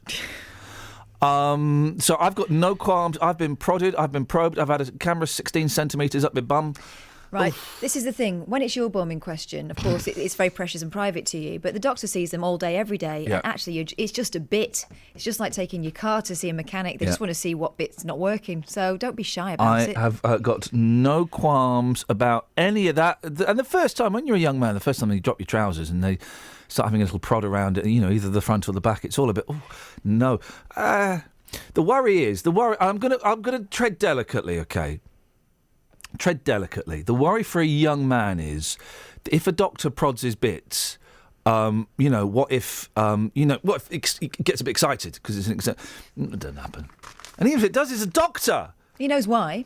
I don't believe. How can doctors make babies? Why? Because it's like Just like anyone else. No, it's not. A builder building a wall for fun. Well, it's like a mechanic making love to a car. A mechanic would not. A mechanic. I'm generalised. A mechanic would very, very rarely make love to a Passat. And that's the same as a doctor. To a doctor, You wouldn't rule it out, but it would happen consider rarely. it. You're locked in the garage late one night. You know, you've had a bit to drink. Everyone's gone home. You're going to kip there. You think, Turtle wax has been out. Exactly.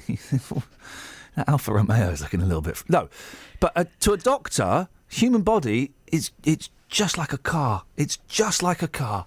So how does that work? Because normally he's not seeing the human body doing fun things, is he? If Lee's he's doing fun things, then that's a different game. Lee's in Milton Keynes. Good morning, Lee.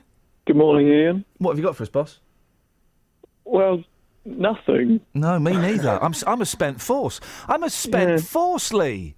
I mean, I've got quite a weak anecdote, I suppose, about doctors prodding my bit. Go on then. You know our level. I don't know if you've heard the last 20 minutes. We'll take anything. Well, I think I must have been about 13, 14. Yeah. And I still living at home, obviously. Went to the toilet and it wasn't quite right. Uh-oh. So I went downstairs and sheepishly went, Mum, I don't know if I might need to go to hospital because something's happened downstairs. Went to hospital. Was told to roll over. Had the cold finger. The knees together to the chest. Yeah, that's it, yeah, exactly. Yeah. Bearing in mind I was 13, 14 and quite a shy, retiring lad. Yeah, of course. You know, gone straight for it. And I've rolled over and he's taken the glove off. Yeah. And it was at the L&D and I couldn't understand a word this doctor was saying. Yeah.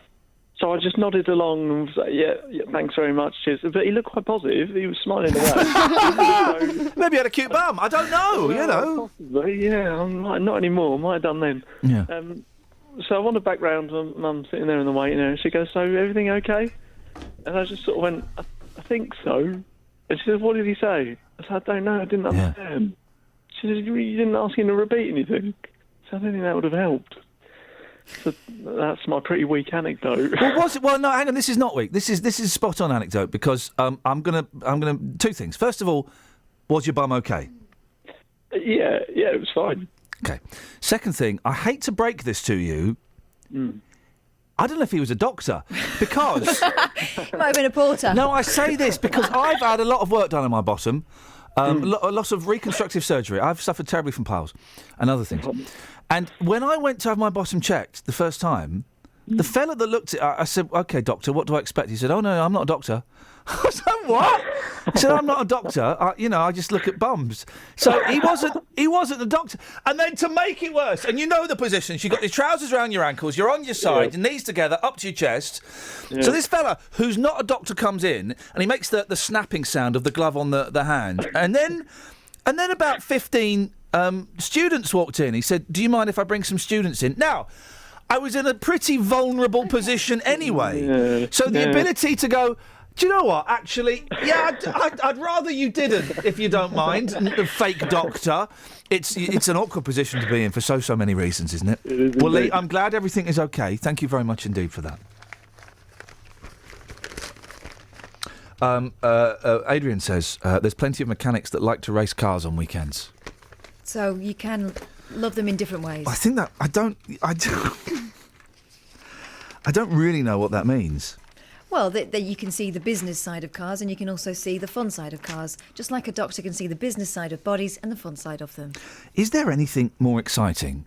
These are, okay, let's do a rundown. The top three favourite pictures I like to see in newspapers. And number 3, dog with no back legs has got wheels. I love it. It is cute. It is. Oh, it's just adorable. Number 2, I love it when the world's tallest man gets together with the world's shortest man. Beautiful. Number 1, when a bus goes through a bridge that's too low. I know, but loads of people were injured. Well, hang on a minute. Minor injuries. Minors count too. Minors have got feeling. 17 people escaped with minor injuries when a bus's roof was sheared off as it hit a bridge. The double-decker ploughed into a 12-foot arch in Rochdale. I mean, what's the thought as you're approaching it? As the driver go, I think we can just breathe in, everyone. I've done that. Everyone duck. I've done it not with the height, but with the width. Mm-hmm. When I had to drive, I guess it was a Bedford van or maybe a Luton van. I don't really know the difference. When I was about 19. No, I was about 21 actually. It was in Wilston. I remember it well, and the marks are still there on the bollards. There was this road with the bollards at the side. And I thought, yeah, I can get through that. I thought, nuts! I need to straighten up a bit. On the 5th time, I thought, do you know what? I think this truck's too big to get through this tiny crack. This ain't gonna work. 03459 455 555. Travel news for beds, cards and bugs. BBC Three Counties Radio. The M25's queuing anti-clockwise from Maple Cross Junction 17 to 16 for the M40. It's after an accident. All lanes have just been reopened, though. Also anti-clockwise on the M25. There's a lane blocked on the exit slip road at Junction 24 for Potters Bar because of a broken-down car. On the A41 at Kings Langley, that's slow coming onto the M25 at Junction 20. Clophill on the A6. You'll find that heavy around the A507 heading south. And on London Midland, still disruption between Leighton Buzzard and Cheddington because of a signal problem. Tom Watts, BBC Three Counties Radio. Thank you very much indeed, Tom. 7:46. It's Thursday, the 10th of September. I'm Iain Lee. These are your headlines on BBC Three Counties Radio. West Herts NHS Trust, which includes the hospitals in Watford, Hemel Hempstead and St Albans, is being put into special measures after being rated as inadequate by the Care Quality Commission. A pilot has escaped with minor injuries after his helicopter crashed near Tring yesterday afternoon. And a Buckinghamshire policeman has been sacked for posting pornographic images on his personal Twitter accounts. Beds, Herts and Bucks weather. BBC Three Counties Radio. Morning to you. It's going to be a lovely sunny day today. Plenty of sunshine around. Just a little bit of patchy mist still. That will disperse nice and quickly. And temperatures rising nicely accordingly with the sunshine. Of course, we've got some drier air coming up from the southeast. So a little bit breezy at times, but, warmer than it has been. And I think temperature-wise will be up to 20, 21 degrees Celsius, really quite easily across the three counties. Some spots across parts of Buckinghamshire might even see 22 degrees. So all in all, it's going to be a lovely day. Overnight tonight, then we'll keep the clear sky, staying dry, lows of around 10 or 11 degrees, still quite breezy, and then tomorrow another dry and warm day, plenty of sunshine around. The sunshine turning a bit hazier into the afternoon with the arrival of some high cloud in from the west. That's an Atlantic front coming through, won't be with us really until Friday night, but temperature wise again up to around 20 degrees Celsius I think on Friday. The rain arriving then on Friday night, lasting well into Saturday morning, so possibly quite a wet start to the weekend, but it will turn drier by Saturday afternoon from the west, and then lots of dry weather around 2 on Sunday with some rain around to finish off the weekend. That's the forecast. Carpet Martin has reminded me, of course, another classic photo to be seen in newspapers is on A-level results day, when there's loads of blonde teenage girls jumping up and down in the air, waving their results like they just don't care. Original British drama on BBC One. Where is the doctor? This is an attack. Survival is just a choice. Choose it now. Doctor Who starts September 19th on BBC One and BBC One HD.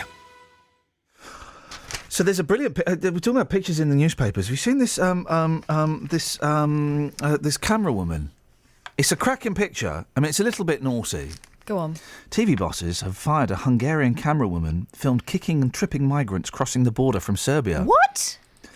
And she's there with a camera, and she's filming it.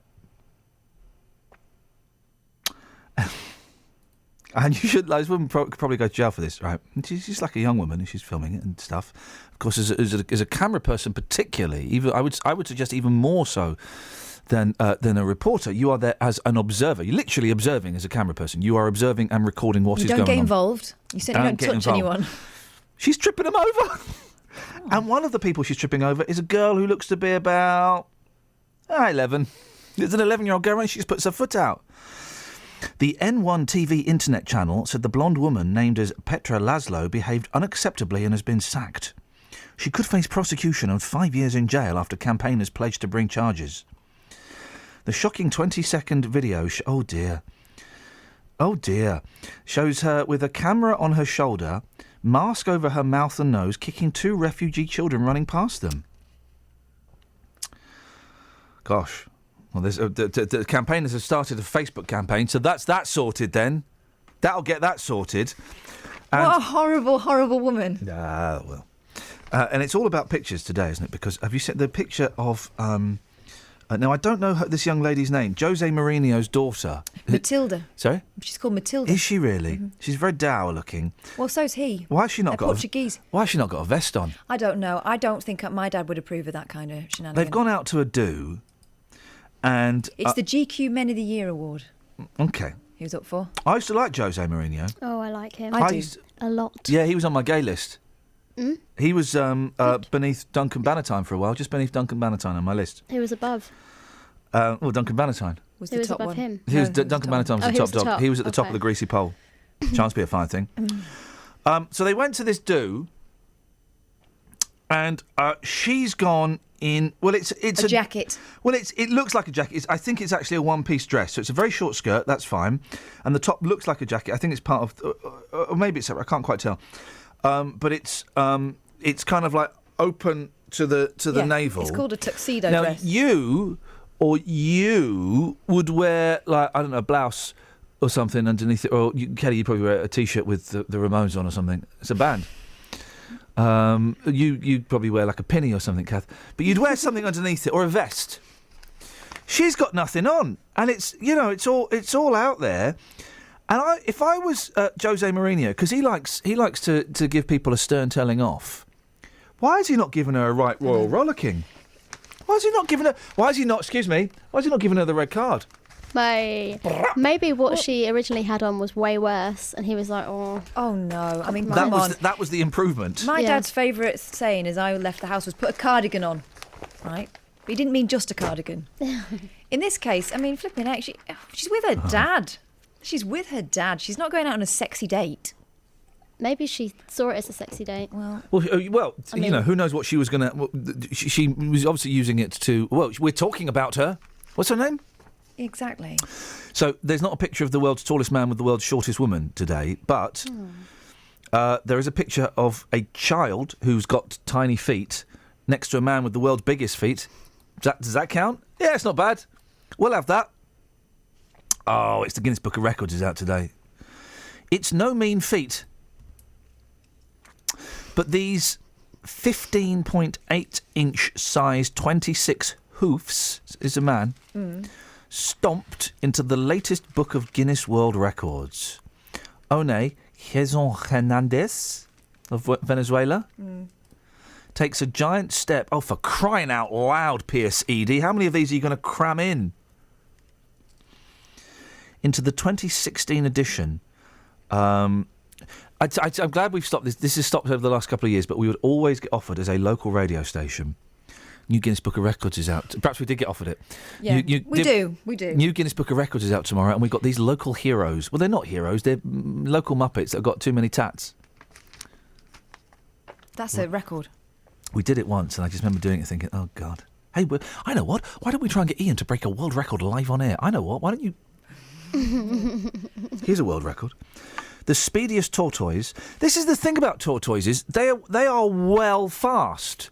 There's a whole myth about tortoises being slow. Tortoises are the fast, not the fastest creature known to man. What a stupid thing to almost have said. But they're very, very fast. Hello, Peter. It's Catherine. They're very fast. Have you ever tried to race against a tortoise, Kelly? No, but I'm willing to if you know any. Oh, I can find you one. The hairiest rabbit. Have also joined the world beaters. I mean, how is it? This is why I don't like record breakers. What's the hairy rabbit got to do with my life? And how do you... I mean... along with the champion ball-catching dog. I mean, really, back in the day, it was people who could burp the alphabet the quickest. Yeah, now, that's a skill. Put that on your CV. There was a battle of the cattle. When a steer topping the longest horns list was pipped at the last moment by an even fiercer-looking rival. This doesn't advance humanity, though, does it? Any of this? The fastest 100 metres in ski boots. The longest horn.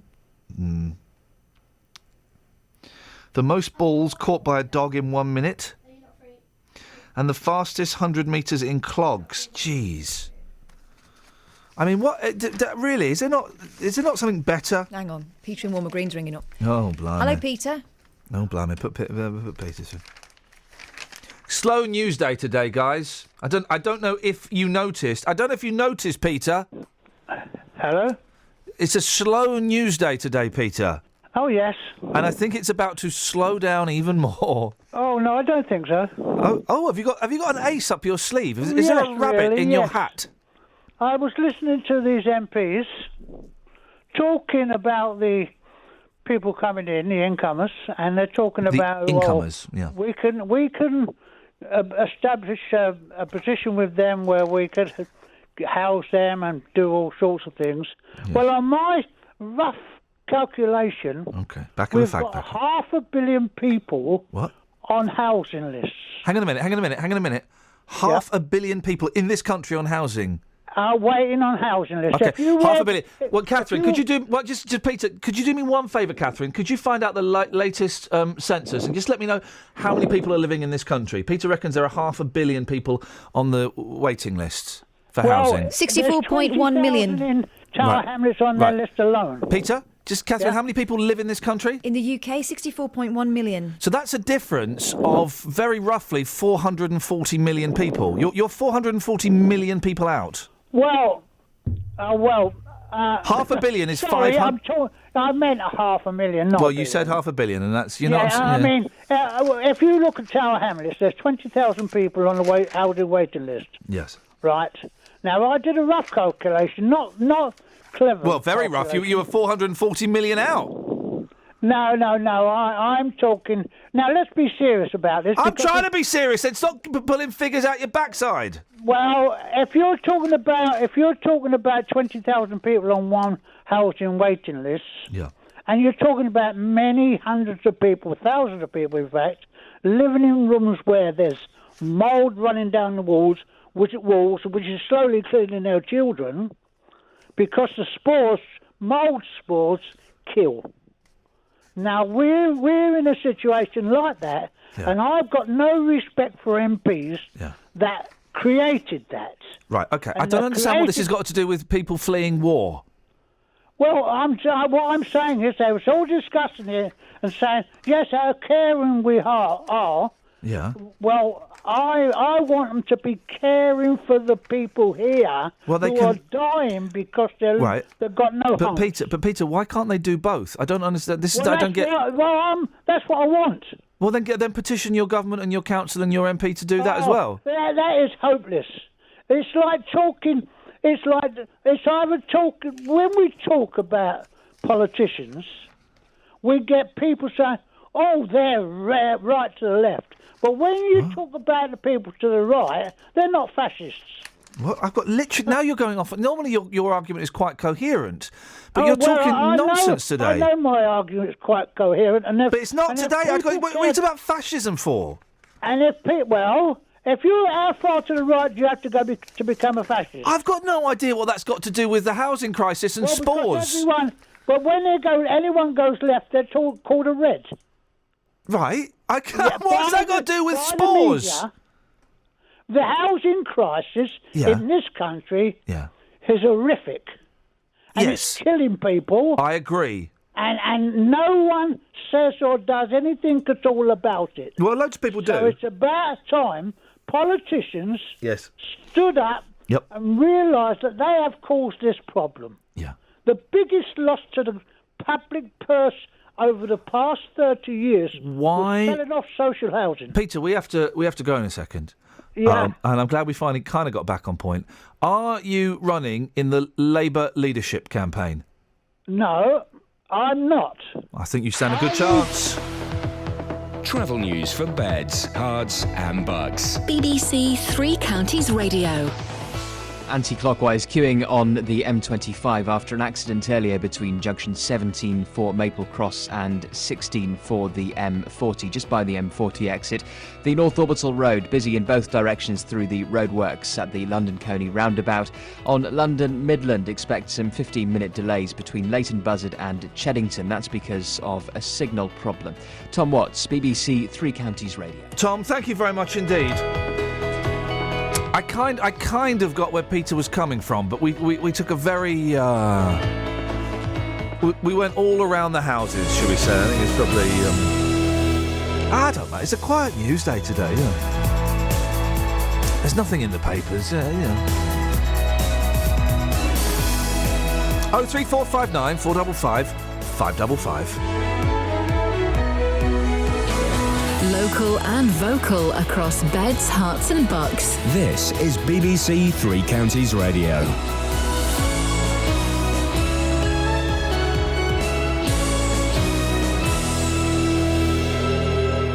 It's 8 o'clock. I'm Simon Oxley. The headlines: Hertfordshire Hospital Trust put into special measures. Pilot survives Tring helicopter crash. And Bedford MP to debate Yarlswood detention proposals. BBC Three Counties Radio. A hospital trust in Hertfordshire is being put into special measures after a critical report by the Care Quality Commission.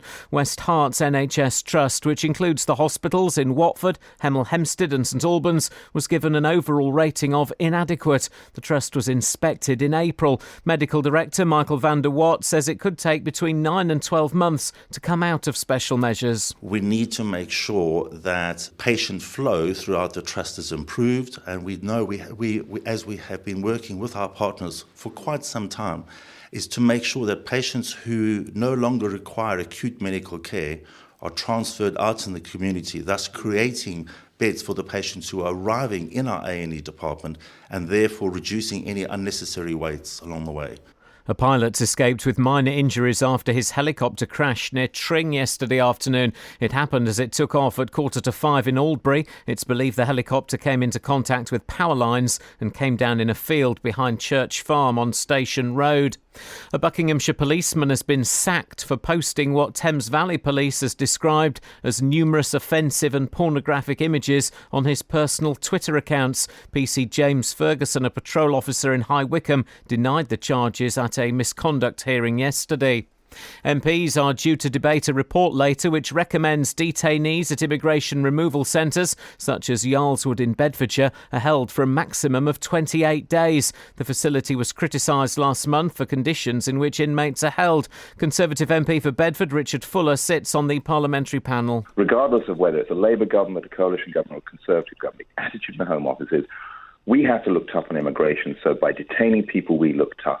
Well, what we're going to do today is question that policy and say there is no inconsistency between being tough on immigration rules for people who can come into this country and being compassionate and effective in managing the people here who have no right to remain here and need to go back to their country of origin.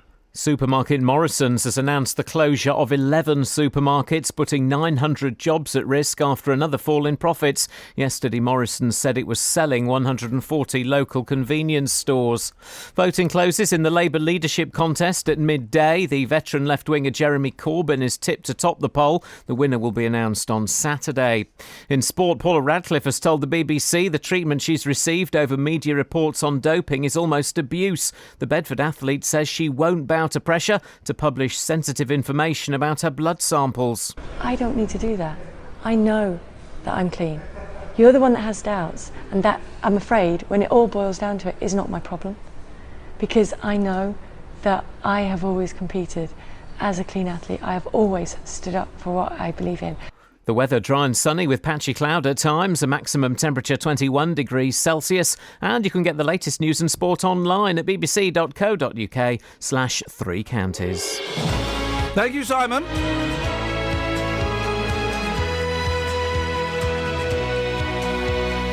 Morning, Iain Lee, BBC Three Counties Radio. Coming up, awkward bit of radio with Justin Dealey. Now, I know they often are, but this is actually like the good awkward.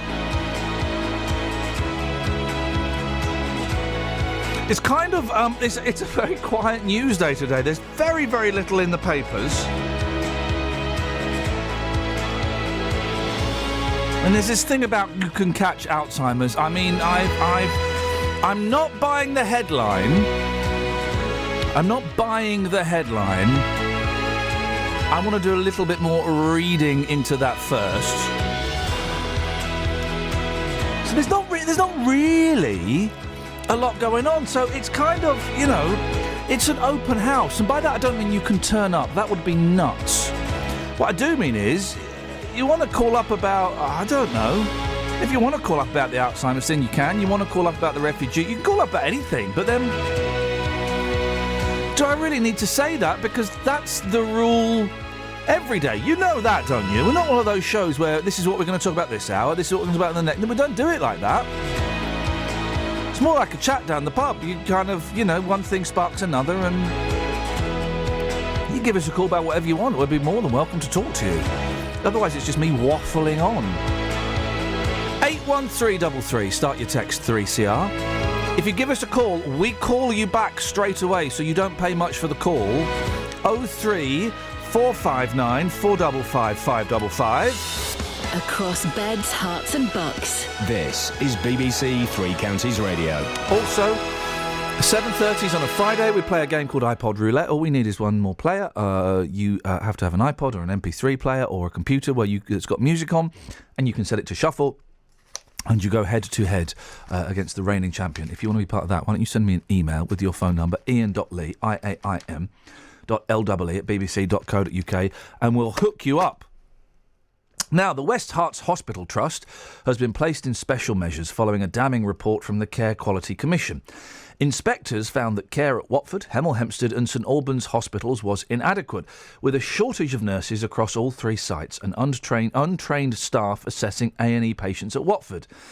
The Trust currently serves more than 500,000 people. Well, yesterday, Justin got called to a very bizarre press conference to discuss this CQC report that was unbongoed until 3:30 in the afternoon. The press conference was, 10:30 in the morning? Yeah. So there was a huge gap between press conference in the morning about a CQC report that none of the journalists had seen. No, this is what happened. They were told, come to this this media gathering. What for? Can't say. It's to do with the CQC. Can you give us any hints as to what? No, we can't tell you. You'll have to come. That was all they knew. Can I just say that sometimes there are certainly times when perhaps people reveal too much, and there are times to play your cards close to your chest. When you've got a really rubbish CQC report, that's not a time to play your cards to your chest. Justin went. He spoke to Mike van der Watt, the medical director at the West Herts Hospital NHS Trust.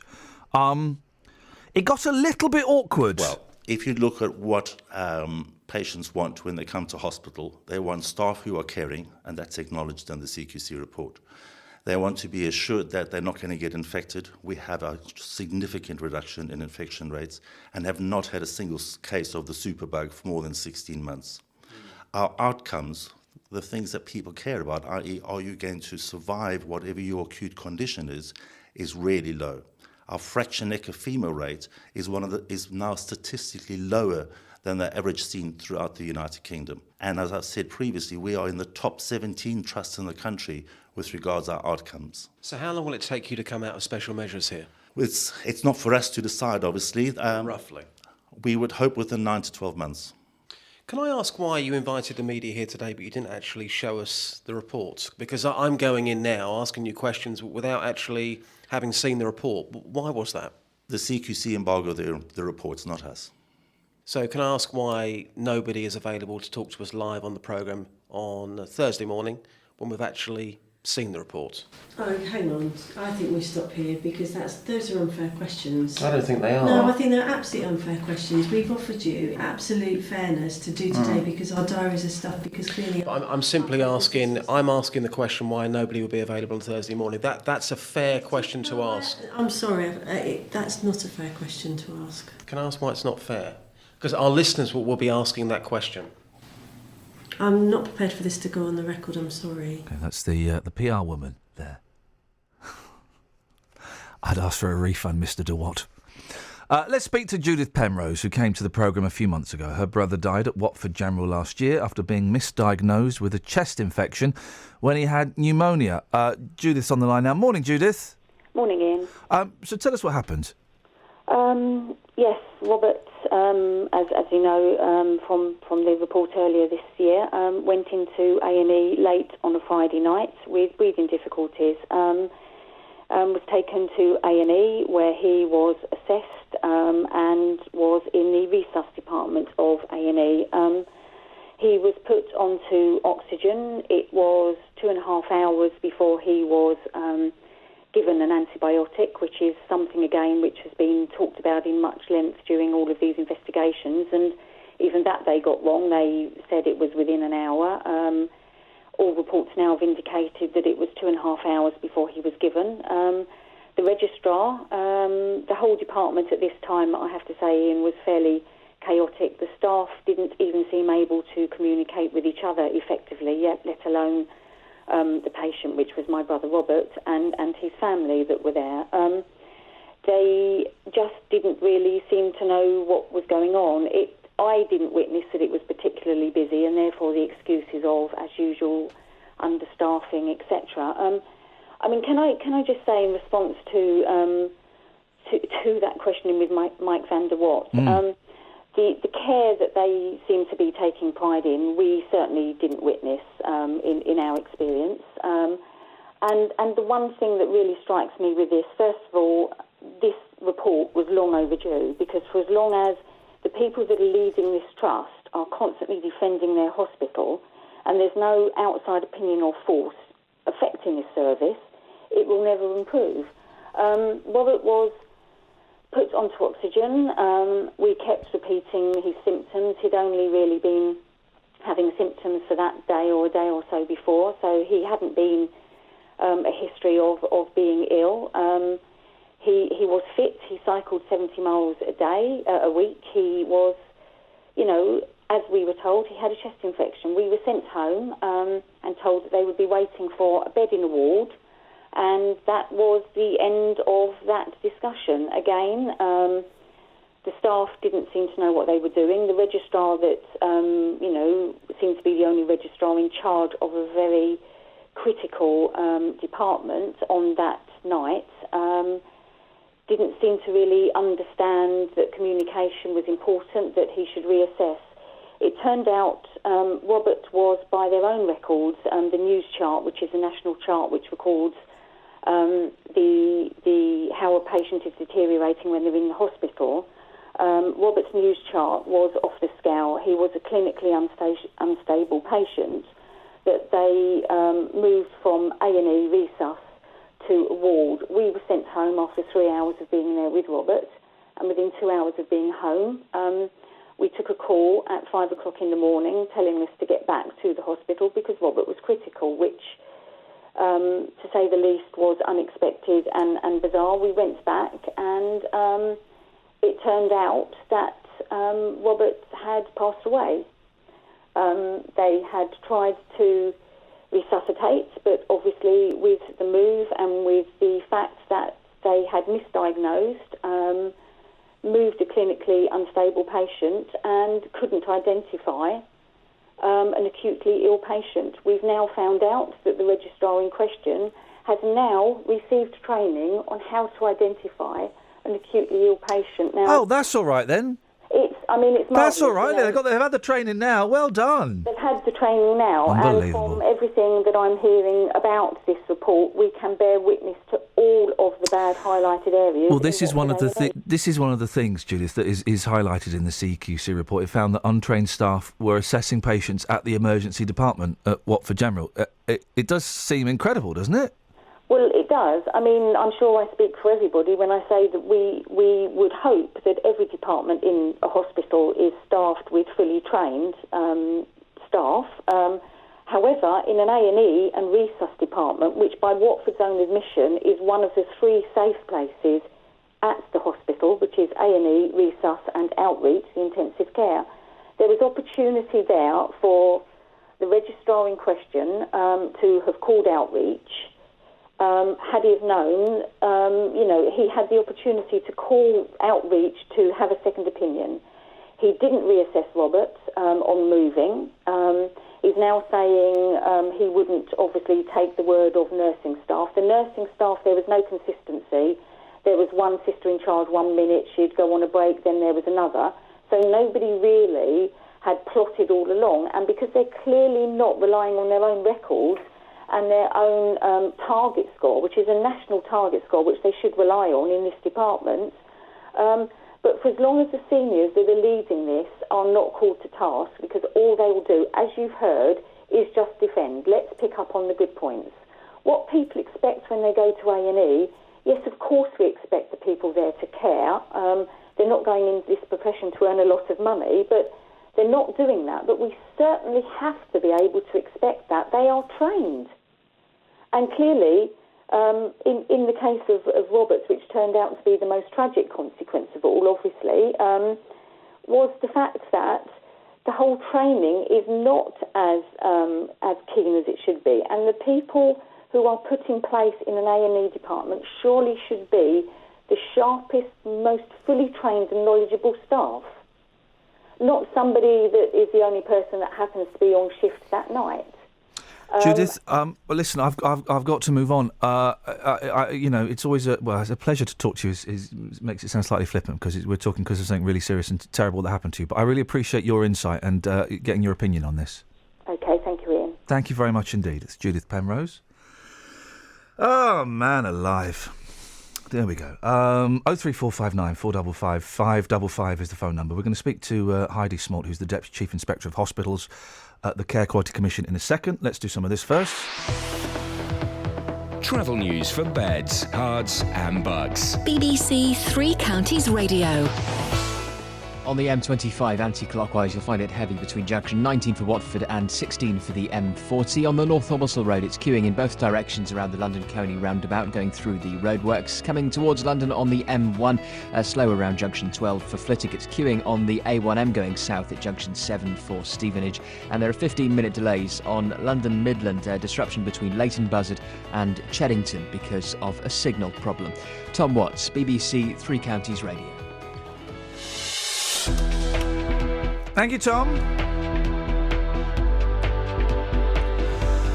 Right, 8:16. It's Thursday, the 10th of September. I'm Iain Lee. These are your headlines on BBC Three Counties Radio. West Herts NHS Trust, which includes the hospitals in Watford, Hemel Hempstead and St Albans, is being put into special measures after being rated as inadequate by the Care Quality Commission. A pilot has escaped with minor injuries after his helicopter crashed near Tring yesterday afternoon. And supermarket Morrison's has announced the closure of 11 supermarkets, putting 900 jobs at risk after another fall in profits. Every Saturday, Three Counties Sport brings you the best coverage of your local team. You'll find out the team news first. Just a one change for Watford this afternoon. Alman Abdi comes into the starting lineup. Hear how the managers are preparing. It's a fixture that we shouldn't be frightened of. We're playing at home and we need to go out there and perform to the best of our capabilities. And then it's down to business. And MK Dons have got their first goal. This week we'll bring you uninterrupted commentary on Watford, MK Dons, Luton and Stevenage. Beautiful football from Luton Town, the best football of the game so far. Three Counties Sport, every Saturday from 2 here on BBC Three Counties Radio. OK, we're talking about West Herts Hospital Trust been placed in special measures following a damning report from the Care Quality Commission. Well, we can speak now to Heidi Smolk, Deputy Chief Inspector of Hospitals at the Care Quality Commission. Morning, Heidi. Good morning. What does special measures actually mean? Special measures is recommended by Professor Sir Mike Richards after an inspection where we feel that extra support is needed to move the hospital forward. So recommendation is made to the NHS Trust Development Authority to place the trust in special measures and get extra support to increase the pace at which the trust needs to improve. So they'll get an improvement director, they'll get some get body trusts, which support them in moving forward. So the NHS Trust Development Authority will taking the recommendation and moving forward with putting steps in place to. Okay. So someone will be there to oversee, to make sure things are happening, and also if there's a trust that is particularly good in these areas, they might kind of team up and show them how they're doing it. Yeah. Okay. Well, what were the problems? What were the main problems with the trust that the inspectors found? So the main problems we found, as you've probably seen from the report, is that the areas around safety and leadership were below the standards we would expect patients to receive in a number of areas. So as you've highlighted, in the emergency department, patients weren't necessarily seen by a clinician in a time we would expect. Nurse staffing levels weren't managed in a way that they were below staffing levels, and the management of agency in certain areas wasn't as robust as it could have been. The building was in poor state of repair in some areas, some equipment wasn't checked. We particularly had concerns around the safety and quality of care in terms of understanding their risks and trust-wide learning from incidents. Also, data was poor. So, for example, they couldn't tell us how many complaints they'd had recently. So it was the management and leadership at a higher level and at the lower levels where we had significant concerns. And when it's... Sorry, Heidi, go on. There were areas that, it's really important to point out, there were areas where, for example, caring in paediatrics across the board, which had some really outstanding areas and some really good areas which the trust can learn from internally. Is it as simple as saying, is it the fault of the people at the top that this has happened? You mentioned leadership. Does it all kind of filter down, and that's why some of the lower tiers were affected? So the leadership we found in this particular trust, we had concerns at a number of levels. So in some areas, the clinical leadership and the culture and morale in those areas were of concern. But at trust-wide level, we did have concerns. When we say leadership and how well led, it brings into them having a good handle on what their biggest risks are, for example, managing those in a proactive way so that the trust is managing patient safety proactively. That isn't what we found at this trust.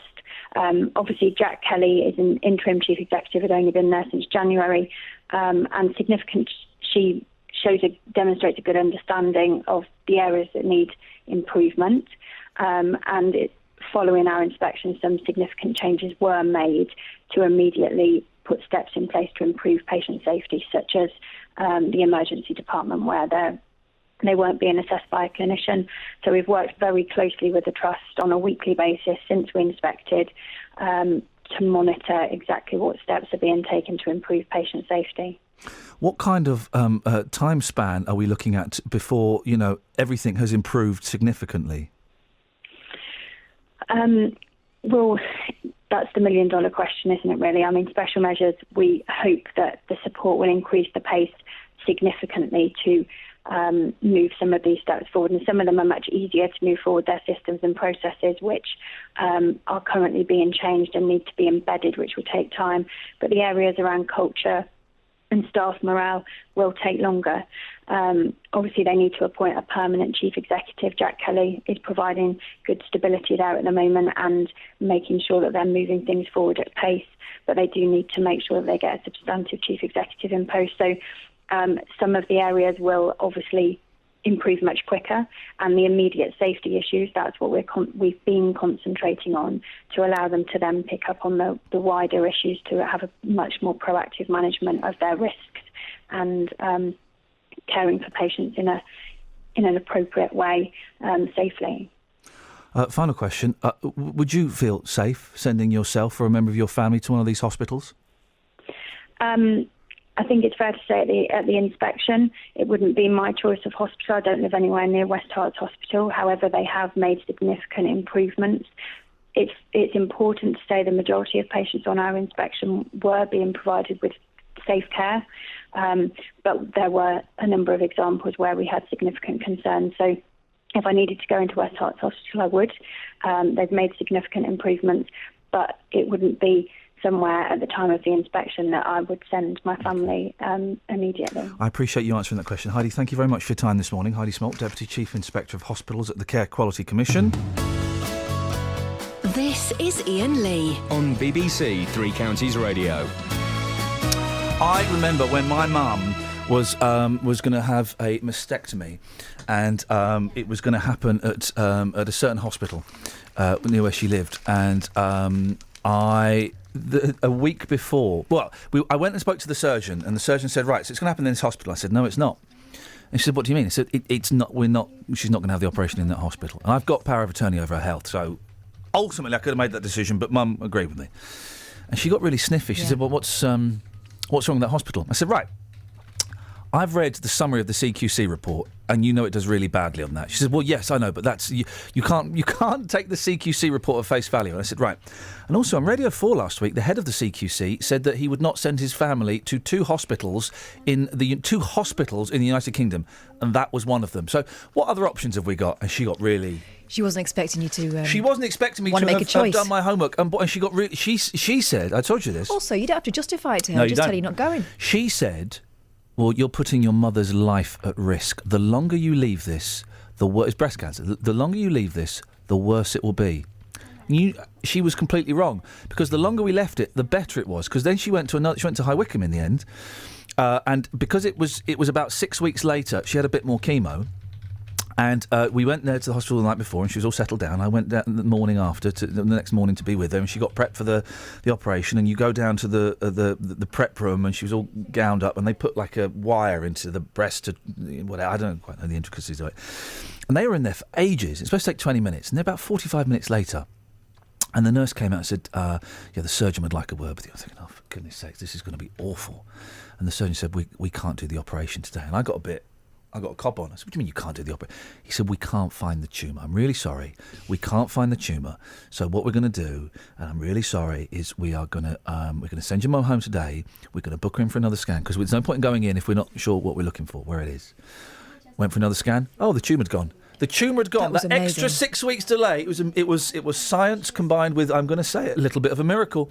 The extra 6 weeks delay stopped her having both of her breasts removed, ladies and gentlemen. Well, and also you were concerned about the level of treatment because she's got other things going on. The hospital that they wanted us to go to, it was the patient mortality was rated, I think, poor. You know, people were dying there for no reason. Nikki's on the line. Well, Graham, we'll come to you in a second. Let's do Nikki first. Morning, Nikki. Morning. What would you like to say, Nikki? Oh, it's just that it's just over a year ago I transferred my care from Watford General to another hospital because I was told I had secondaries in the A&E department. That's secondaries of cancer. Yeah. And was just sent off. Bottle of Oromorph, and away you go. Oh. Yep. So hang on a minute. So what you went in feeling a bit dicky or something? Yeah, my GP referred me because I really wasn't well. Yeah. He wasn't happy with some pain I was getting. I spent 4 hours in the A&E, which that's fair enough. I saw a consultant. He said, come back in a couple of days if the pain's still there. I went back a couple of days later. I saw a different doctor, and he turned around and he said, I think it might be secondaries of the spine. Here's some Oromorph, off you go. Well, that was it? That was it. No, have you got your diary, love? Like, what are you doing this afternoon? Can we get you none of that? No, none of that. Went back to my GP in absolute tears, and there was just confusion everywhere. To be fair, I emailed the CEO direct. I did put in a complaint. They eventually did get their finger out. They didn't acknowledge my complaint for about a month. I had to write back and say, hello, do you remember me? And that was it. When I did get in for an MRI, the original appointment was 4 months down the road. Yeah. They did manage to shorten that, and when I got the letter back, it was a case of, sorry about that. These things do happen. I'm sorry to laugh. I'm laughing because I know, listen, having dealt with cancer in the family, I know how, every second counts. And, exactly. How are you now, Nikki? I got the 5-year-old clear. Yes! Have some of that. That must be a good feeling. Yeah, Brilliant. It is. Absolutely. And that's the main thing. And that's the main thing is that, they were rubbish, but you've been fixed. They fixed you eventually. Well, no, I transferred my care. Say that again, sorry? I transferred my care. That's what I'm saying. But I'm saying the medical system eventually fixed you. It wasn't Watford. They did. I'm just sad that, it kind of came to that because they were good hospitals. Yeah. I just think it's morale, everything, people under pressure. And people have become a bit blasé in care, and that's kind of sad. It's funny, you get a mix of when Mum was there, and I do sometimes wonder when I'm in hospitals, sometimes I get recognised, and I do sometimes wonder if the people I'm with are getting a slightly better treatment because they've seen me on the telly, or they listen to this. And you do, and it does happen. And because I've had some nurses that have been brilliant, and have gone, they've bent over backwards to help. And I've some nurses where the word care, it's a foreign word to them. They're very cold and dismissive. Exactly. And doctors as well. Listen, Nikki, congratulations on getting the 5-year-old clear. That's brilliant. Graham, stay there. Come to you after this. Travel news for beds, cards and bugs. BBC Three Counties Radio. In Aylesbury, the A413 Wendover Road, it's closed because of an accident at the Bedgrove roundabout. That's queuing coming into Aylesbury from Stoke Mandeville. Thanks to Nigel for calling with that update. The A5 going north at Hockliffe, that's looking heavy on the speed sensors. On the M25, you'll find it busy between junction 19 at Watford, anti-clockwise to 16 for the M40. Also heavy on the North Orbital Road through the roadworks at the London Coney roundabout. On the train, still some 15-minute delays on London Midland between Leighton Buzzard and Cheddington because of a signal problem. Tom Watts, BBC Three Counties Radio. Across beds, hearts and bugs. This is BBC Three Counties Radio.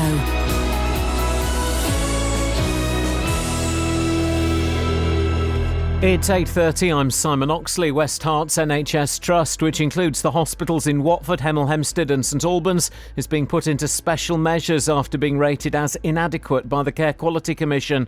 A pilot's escaped with minor injuries after his helicopter crashed near Tring yesterday afternoon. MPs are due to debate a report later which recommends detainees at immigration removal centres, such as Yarlswood in Bedfordshire, are held for a maximum of 28 days. And supermarket Morrison's has announced the closure of 11 supermarkets, putting 900 jobs at risk after another fall in profits. Three Counties Sports. BBC Three Counties Radio.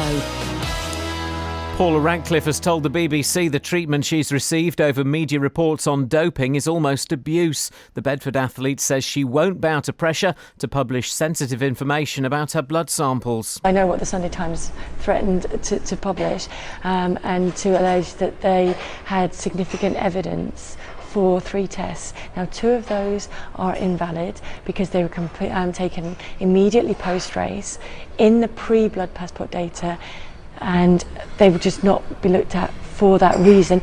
But if they are looked at by qualified experts with the full context, they will say that's totally explainable, that's not even suspicious. In football, Wickham have signed striker Gozi Ugwu until the end of the season. The 22-year-old is a free agent after leaving Yeovil in the summer and has impressed in training with the Chairboys. Wickham resume League 2 action at home to Plymouth on Saturday. Roger Federer and Stan Wawrinka will meet in an all-Swiss semi-final at the US Open tennis. Federer beat Richard Gasquet in straight sets in just 87 minutes. Wawrinka beat Andy Murray's conqueror Kevin Anderson also in straight sets. Top seed Novak Djokovic will face holder Marin Cilic in the other semi.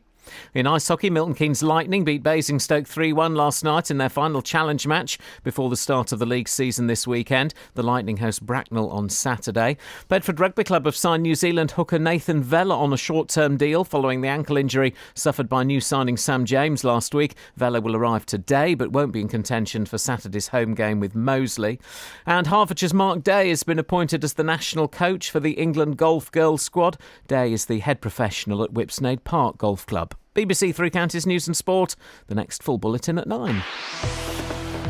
Oh, blimey, the wrong button. There we are. There we go. This is Iain Lee on BBC Three Counties Radio. Now, MPs will debate a proposal to radically limit the amount of time people can be detained at places like Yarlswood in Bedfordshire. In the last few weeks, we've heard from some of the women who are being held there that they've been there for months with no idea as to when their cases will be processed. The idea being put forward today is that they're detained for a maximum of 28 days. Let's speak to one of the detainees inside Yarlswood this morning. Let's speak to Jasmine. Morning, Jasmine. Yes, speaking. Hello. How long have you been there? It's been 6 weeks. 6 weeks. And why are you there?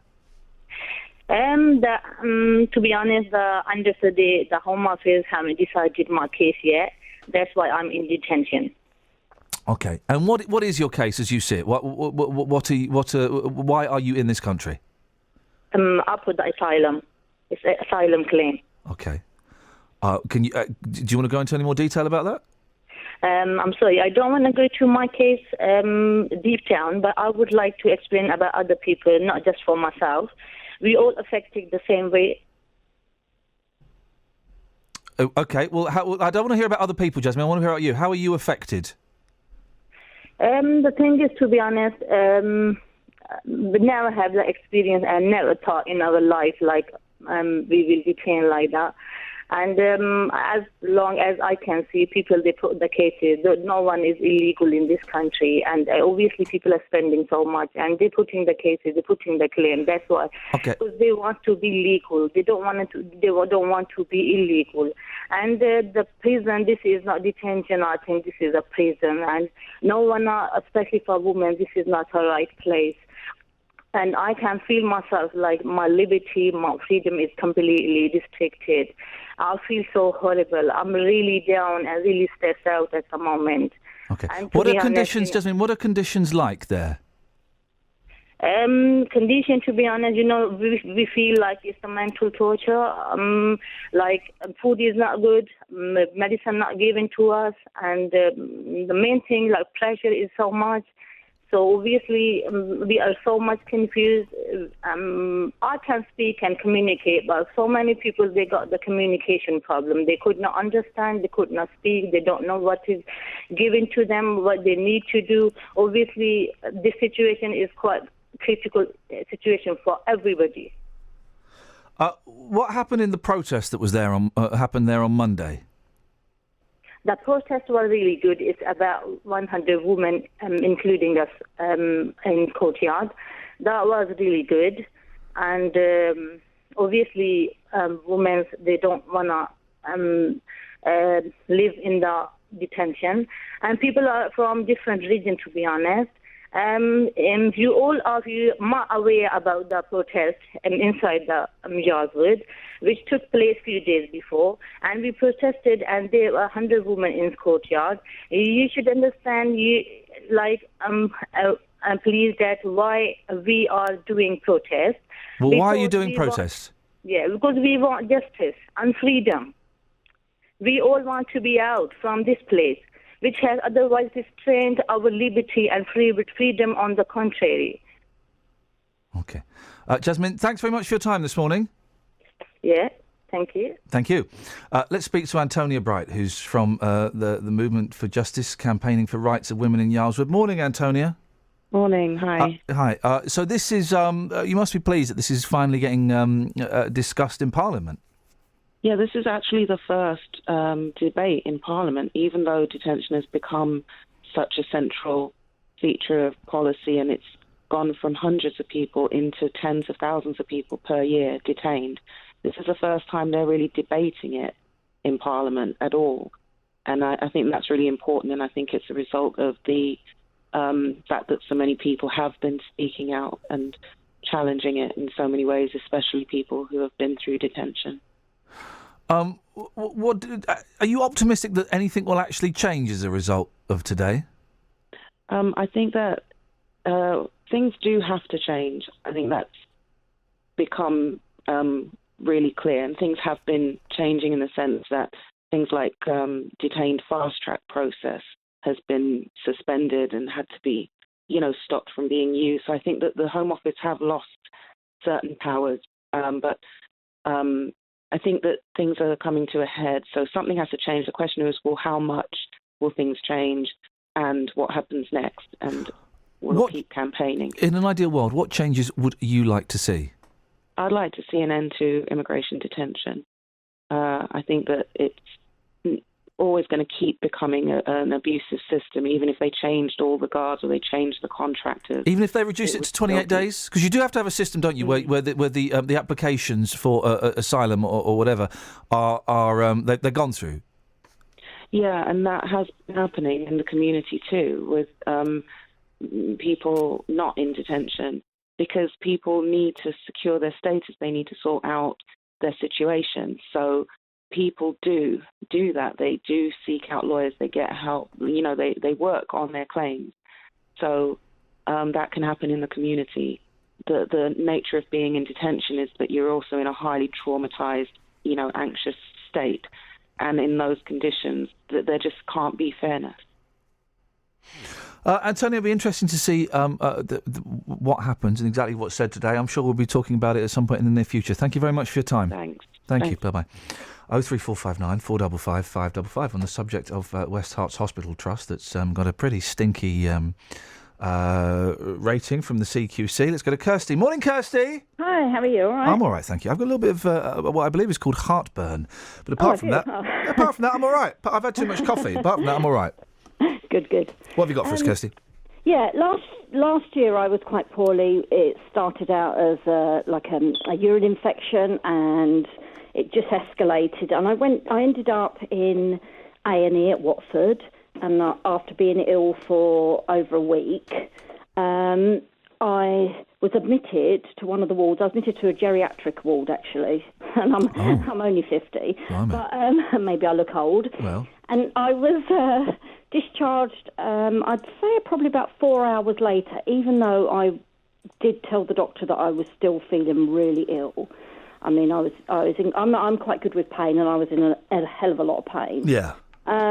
Anyway, so I got someone to pick me up, went home, the next day I was just so ill again. My kids called an ambulance and I was taken in. I was in for about a week with pancreatitis and septicemia. And the doctor who saw me, he was very good, and he saw me and he was just appalled at why I'd been discharged in the first place. But they've got they want such a quick turnover of, treating people that they're just discharging people when they're not ready. Well, it turns out that some of the people that are looking at the people coming in aren't trained, and they're not trained in that area. No, I've had that before. I mean, the paediatric bit is amazing and clean and marvellous, but I mean that's not the only part of the hospital. They need to sort the other parts out as well. They need to sort it out for us old duffers, don't they, Kirsty? For old ones.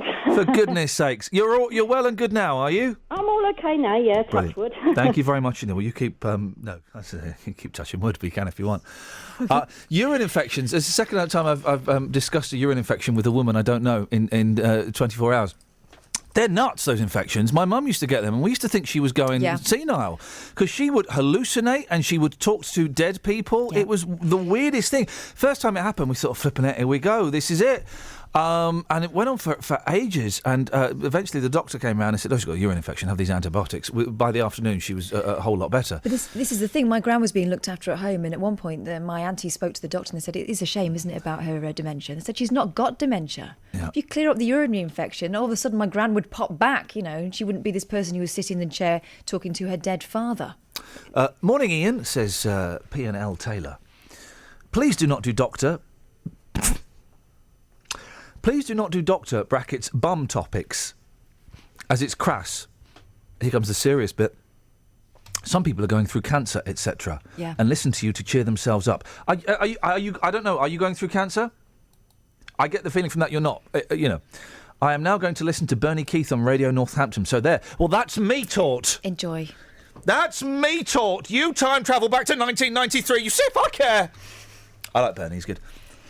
But we don't do for goodness sakes. I get told off for being too worthy, told off for being too flippant, told off for being Can't please everybody. You can't please some of the people any of the time. And you know what? With some people, I'm not bothered. I don't understand what people going through cancer has got to do with the show. I didn't cause it, did I? We've heard from two people ringing up who are going through cancer, and they liked the fact that we were talking about it. So I think they win. They win. 03459 455 555 is the telephone number. I'm just going to ring Mick back. Why? Has he asked if you like the One Show? Here we go. This is a good one. A paralysed mother, not a great start, painted her own hang on a minute, how paralysed is she? A paralysed mother painted her own disabled parking spot outside her daughter's school after the council failed to do the job. Please let it be local. Please let it be local. Are we anywhere near Melton Mowbray in Leicestershire? No, not really. Melton Mowbray. I mean, we're closer than Madrid, but no. Can we claim her as a local? She might have been here once. OK. For some people working here, that's enough. Claire Lomas, 35, laid the markings with a friend using pink and yellow paint. I mean, really, why? You're not allowed. I didn't think you were allowed to do that, to do your own road markings. Don't think you are. I think that's called drawing on the road and not allowed. Daughter Maisie's new school had backed Claire's plea for a parking spot so she could drop the 4-year-old off on her first day there. Despite repeated requests, it wasn't done on time, so Claire took DIY action. She said, "It took us 40 minutes to paint the lines, which the council couldn't do in 6 months."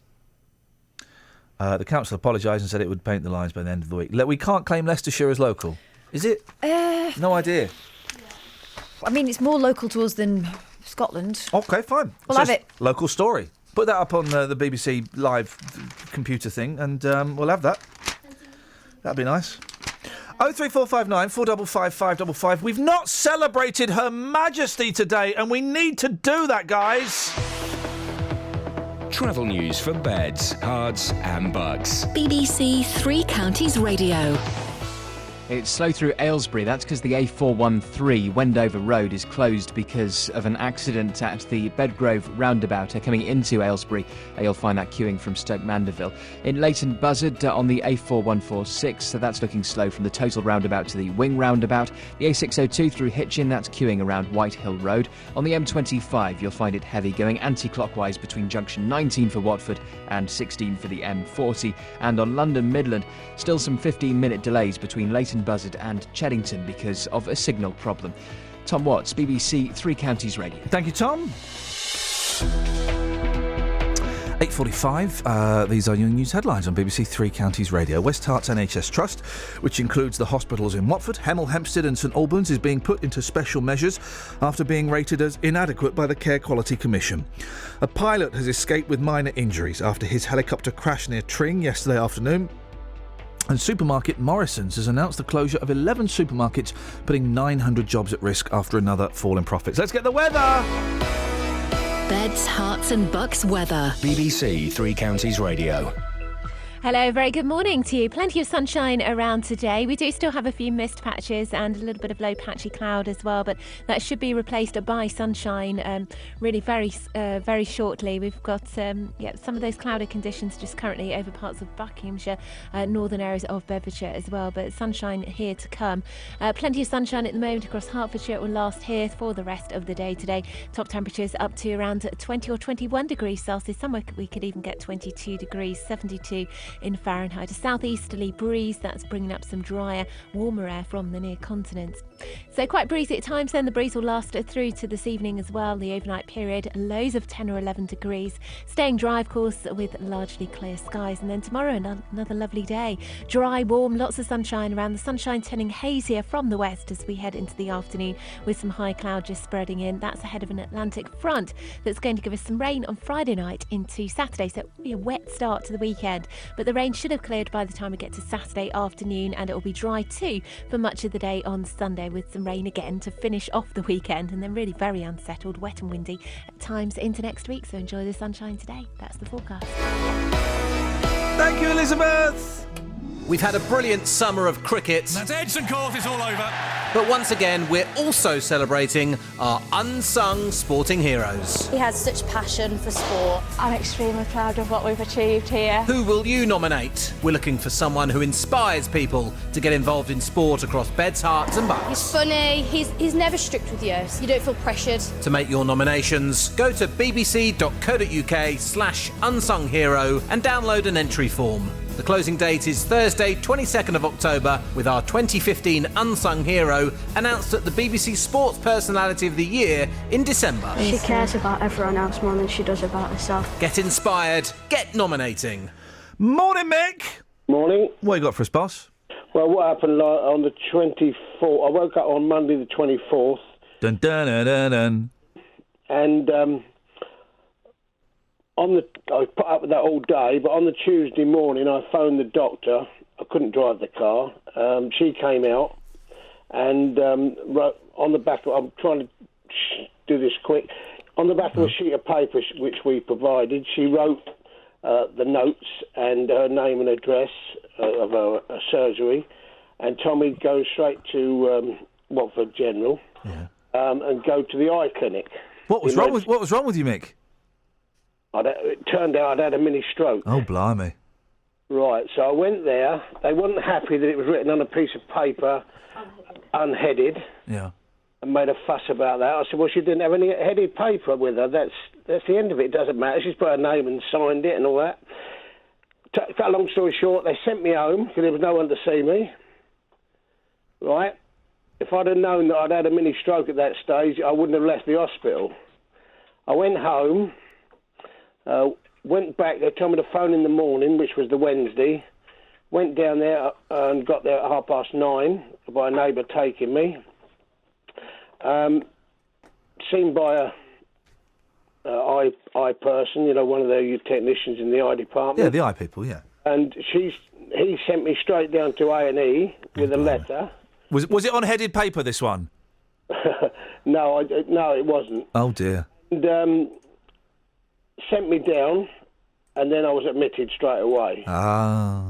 And that is, if I'd have known at that stage, it's been a good outcome. I had a CAT scan and MRI, and I was treated all right. All that was all well and good. But if I'd have known what I do now, I would have never let them send me home.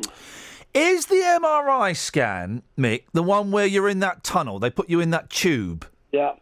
Now, because did you? Makes a hell of a row. I like being in a great big washing machine. Isn't it? Did you mind that? No, I was all right. Because I've done that, and you always get like a talking down before you go in and saying, "Okay, you might find it quite unsettling, and it might be. And here's a button, and if you panic, you push this button." Yeah. And I thought it was. I enjoyed it. I enjoyed is maybe the wrong word. No, I enjoyed it. I enjoyed it. That hum. I mean, it's loud. It's a loud hum, but I found it quite. I found it quite relaxing. Yeah. And it changes. It's not the same hum all the time. It makes different noises. I found it quite an experience. I had the earphones on, so... Are you feeling all right now, Mick? I am, and I've had... All the follow-up treatment's been very good, but what I'm getting at is... Get to it. Initial going into the hospital... Yes. I was sent home. I should have never been sent home. Okay. Well, do you know what I'm going to do to you now, Mick? Yeah. I'm sending you home. Right. Thank you very much indeed. And nice to hear Mrs. Mick in the background. Reminding him about the headed paper. Important. Thank you, Mick. Thank you, Mrs. Mick. But no, I know people that panic with the MRI scan. I enjoyed it. I don't like the idea of it, but it's stuff you do. And the thing is, because the person who does the MRI scan, it's a technician. It's not a doctor. I'm not talking it down your trade, but it's not necessarily a particularly medically trained person. They are a technician. They are a computer operator, machine operator. But you're always kind of, when you get out, you're always kind of looking at them for any kind of, whether they're giving you a sad look or whether they're doing a silent thumbs up. It's okay. I can't say anything, but you're okay. There's nothing, just expressionless. Do you see anything there? It's been really nice to meet you. You've definitely got a brain in there. Enjoy your last few days. Oh, don't. Teddy is on the line. Morning, Teddy. Good morning, sir. Good morning, boss. What you got? More bottom problems than doctors. No, why the hell not? Yeah, I've been to the doctor a few times, and on one of the last visits, he had a little examination and says, I just need to get an instrument. So, what, from out of there? Well, I started to wonder what on earth he meant, and so I was waiting for the American Pie sort of trumpet sound as closer to me. Yeah. But no, there wasn't. Oh, blimey. And the thing is, right, and I think that women have it easier in terms, let me explain why, in terms of lack of embarrassment in front of the doctor, because you get fiddled about with at a very young age. Yeah, and it's embarrassing the first few times. Yeah, exactly. I'll tell you about the time it was my mate that had to do it. And listen, I appreciate you letting me practice on you. But you have it done from a young age, right? Boys, we don't get fingered or cupped. Do you know what I mean? We don't get prodded. Oh, Delia, I might need your help in a minute. Yeah, no, what you mean is you don't have to go to your happy place. Disconnect your head. Exactly. We don't have to disconnect our heads. I wasn't prodded or cupped until the age of like 35 or something, Teddy. 35. Late developer. A very, very late developer. And at that age, to have a strange, foreign, not a doctor's gloved finger up your bottom, it really is. It's a shock. It's a shock to the system. Here. Thank you, and I know I bring you into this conversation, Dilly, because we both suffered. Yeah, we've had our problems. I've still got my problems, but you know what? But you know what? I'm gonna fight on, mate. I'm gonna fight on for all the geezers out there. But now, the point I'm trying to make is, Teddy, serious point. Now I've had that done a few times. I've had a few different fingers.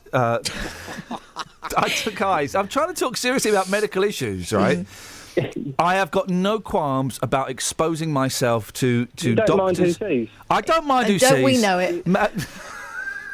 They're not taking this seriously, Teddy. No, you get to that point, you just say, well, here it is. Yeah, here it is. what can you do with that? And Teddy, thank you for calling, mate. I appreciate it. No worries. I'm sorry my team aren't taking this seriously. So how old were you, like 35? Well, I was always terrified of... Justin, I was always terrified. You'd always heard these stories of the cup and cough, right? Yeah. And I think the cup and cough is kind of a myth. I've never. No, actually, I have. I think I once have had that. But I was terrified of that as a kid, the cup and cough. And I didn't get that. I probably had the cup and cough when I was about 32, and I had my first sort of full medical check. And the finger probing was about 35. But, you should get a badge or something. You should get a sticker. A lolly. Have you ever been in a situation? Have you ever been in a situation where the person inspecting you happens to be a fan of your programme and is trying to talk about music in between what he's doing with his instruments? We know the rules. That's all together now. Don't bring the show into it. Yes, exactly what I said. Come on, mate. Come on. I told you about the time. Well, I was Can I just ask you, Justin? My musical memories, as he's prodding away. What was number one in the year 1966? Well, let me think. I think it was The Temptations. I went for a test once, and as I said, it was someone I knew. It wasn't really a mate, but it was someone I knew, and someone whose husband knows my husband quite well. And she said, "It's only me here. Is that all right?" And I heard myself saying, "Yeah, it wasn't." But I don't think the rest of the cricket club know what goes on down there. But her husband probably does. And now listen, I finally got around to watching the first episode of Cradle to Grave last night, the Danny Baker show, and I thought it was absolutely brilliant. It's had a couple of stinky reviews, some nice ones, but I watched it with trepidation. I thought it was absolutely brilliant. I found it hilarious, and it's a really good example of clever swearing. There's some very funny swears in there. What is it he calls the tortoise when he knocks over the... he says something very... Anyway, and Lucy Speed popped up in it. It was in EastEnders. And I was reminded, 22 years ago, I wrote a love song for Lucy Speed. I can't remember it, but I did rhyme the word speed with need. And so we've been asking this morning, ever written a love song, a poem, a story, anything like that? Dealey, you've taken this to the streets. I have. I'm frantically trying to get hold of the lyrics I wrote about 2 years ago called Love is a Powerful Thing. Sorry? Yeah, it was a song which I wrote, and I thought it could... What was it about? Powerful thing. Yeah, but what was it about? Love? Yeah, love being a powerful thing, you know? It's a powerful thing. It is. So I'm going to try and get the lyrics for that song tomorrow. But I've taken this one to the streets. I didn't think many people would have written either a love poem or a song about somebody. Well, I was wrong. The streets have spoken. This gets very, very emotional. I did it all the time. If a girl even looked at me on a bus, boom, she had a song written for her that evening, I tell you. Fair play to you. So here's what the streets had to say. Jack Mara, let's get the Polish perspective. It's rumoured that men in Poland are very, very romantic. You have written a poem for your wife. Would you like to explain what the poem said? She's a miracle in my life, and I love her very much, and I miss her. You miss her? Yeah, because she lives in Poland now. Oh my goodness me, this is getting deep. This is getting really deep. So how long are you here in the UK for? I am here 4 months, and in 2 weeks I will be in Poland. So I miss her very much, you know. So you're sending poems to your wife back home to tell her how much you love her? Yeah, exactly. You're a top bloke. Yeah. Yes, I am. You rock my world, mate. Yeah. Thank you. Thank you very much. Chris, it's great to meet you this morning. You have written a love song for a lady. Tell me more about this love song. I was in an orchestral group. Yeah. Sexy. And I wrote a Berceuse pour Catherine, which is the song name of the tune, which I had performed by the college orchestra. So it was a tune. Did it actually have words in this tune? Not at the concert, no. Yeah. But later? But later I put 2 words with it, yeah. Okay, words for your wife. Can you tell me about those magical words? The words beautiful and love and feelings and that sort of thing was in it. So it came from the heart? Yeah, oh yeah. What's your name, player? Dean. Dean, you've written a love letter to a lady. Yeah. What did the love letter say? Open up. Love you. Come on, man. I love you and that. Yeah. Yeah. Did it work? I love you and that. Yeah. For 2 weeks. Oh. Clearly bringing back bad memories. Let's leave it there. Thanks, Chief. Have a good day, mate. Cheers. I love you and that. Right, tomorrow's show, and we've got to wrap it up now. Tomorrow's show, Justin, you've got to take it to the ladies and ask them, have they ever received a love song? Have they ever gone round to a bloke's house and he's pulled out a guitar and said, I've written something for you? We need to get the ladies' perspective on this. I'm thinking about the in-betweeners there. I think that says it all. Justin, thank you, mate. Travel news for beds, cards and bugs. BBC Three Counties Radio. Delays through Aylesbury. It's because Wendover Road, the A413 is closed because of an accident at the Bedgrove roundabout. Coming into Aylesbury, that's queuing from Stoke Mandeville. Thanks to Nigel for the update. Queuing both directions on the North Orbital Road at the London Coney roundabout through the roadworks. It's very busy on the M1 coming towards London around junction 12 for Flitwick. And on London Midland, still 15-minute delays from Leighton Buzzard to Cheddington because of a signal problem. Tom Watts, BBC Three Counties Radio. Thank you, Tom. So, tomorrow's show, we're going to get the ladies' perspective. Have you ever gone round to a boy's bedroom and he's whipped out a guitar, or you've been sat in his car and you think he's going to go in for the snog, instead he pulls out a crumpled bit of paper and starts reciting a poem he's written for you? That's tomorrow's show. Local and vocal across beds, hearts and bucks. This is BBC Three Counties Radio. Thank you, Iain. Good morning. Welcome to the JVS show. I'm Jonathan Vernon-Smith. It's Thursday. It's 9 o'clock, and on today's Big Phone In, do you worry our local hospitals are going down the pan? The trust that runs Watford, Hemel Hempstead and St Albans hospitals has been placed in special measures this morning after a damning report from the Care Quality Commission. Investigators found that care provided at the hospitals was inadequate and needed urgent improvement. Problems at the trust include a shortage in the number of nurses, as well as untrained staff assessing patients. The West Herts Hospital Trust have said it could take up to a year to get out of special measures. Well, this morning I want to hear your reaction to this. Do you worry our local hospitals are going down the pan? Pick up the phone, come on and share your thoughts, share your experience on 03459 455 555. This is the JVS show on BBC Three Counties Radio. Your call in just a second, but first, the latest BBC News at 9 o'clock with Simon Oxley.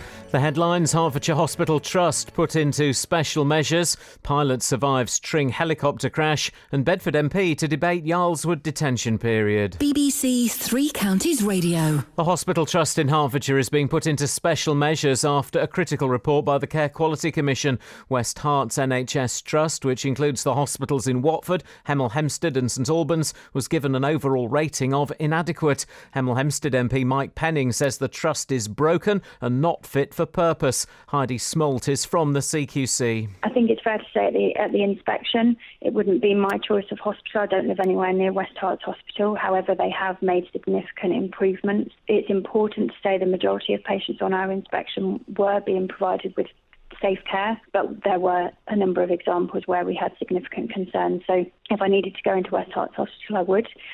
They've made significant improvements, but it wouldn't be somewhere at the time of the inspection that I would send my family. A pilot escaped with minor injuries after his helicopter crashed near Tring yesterday afternoon. It happened as it took off at 4:45 in Albury. It's believed the helicopter came into contact with power lines and came down in a field behind Church Farm on Station Road. A Buckinghamshire policeman has been sacked for posting what Thames Valley Police has described as numerous offensive and pornographic images on his personal Twitter accounts. PC James Ferguson, a patrol officer in High Wycombe, denied the charges at a misconduct hearing yesterday. MPs are due to debate a report later which recommends detainees at immigration removal centres, such as Yarlswood in Bedfordshire, are held for a maximum of 28 days. The facility was criticised last month for conditions in which inmates are held. Conservative MP for Bedford, Richard Fuller, sits on the parliamentary panel. Regardless of whether it's a Labour government, a coalition government or a Conservative government, the attitude in the Home Office is we have to look tough on immigration, so by detaining people we look tough. Well, what we're going to do today is question that policy and say there is no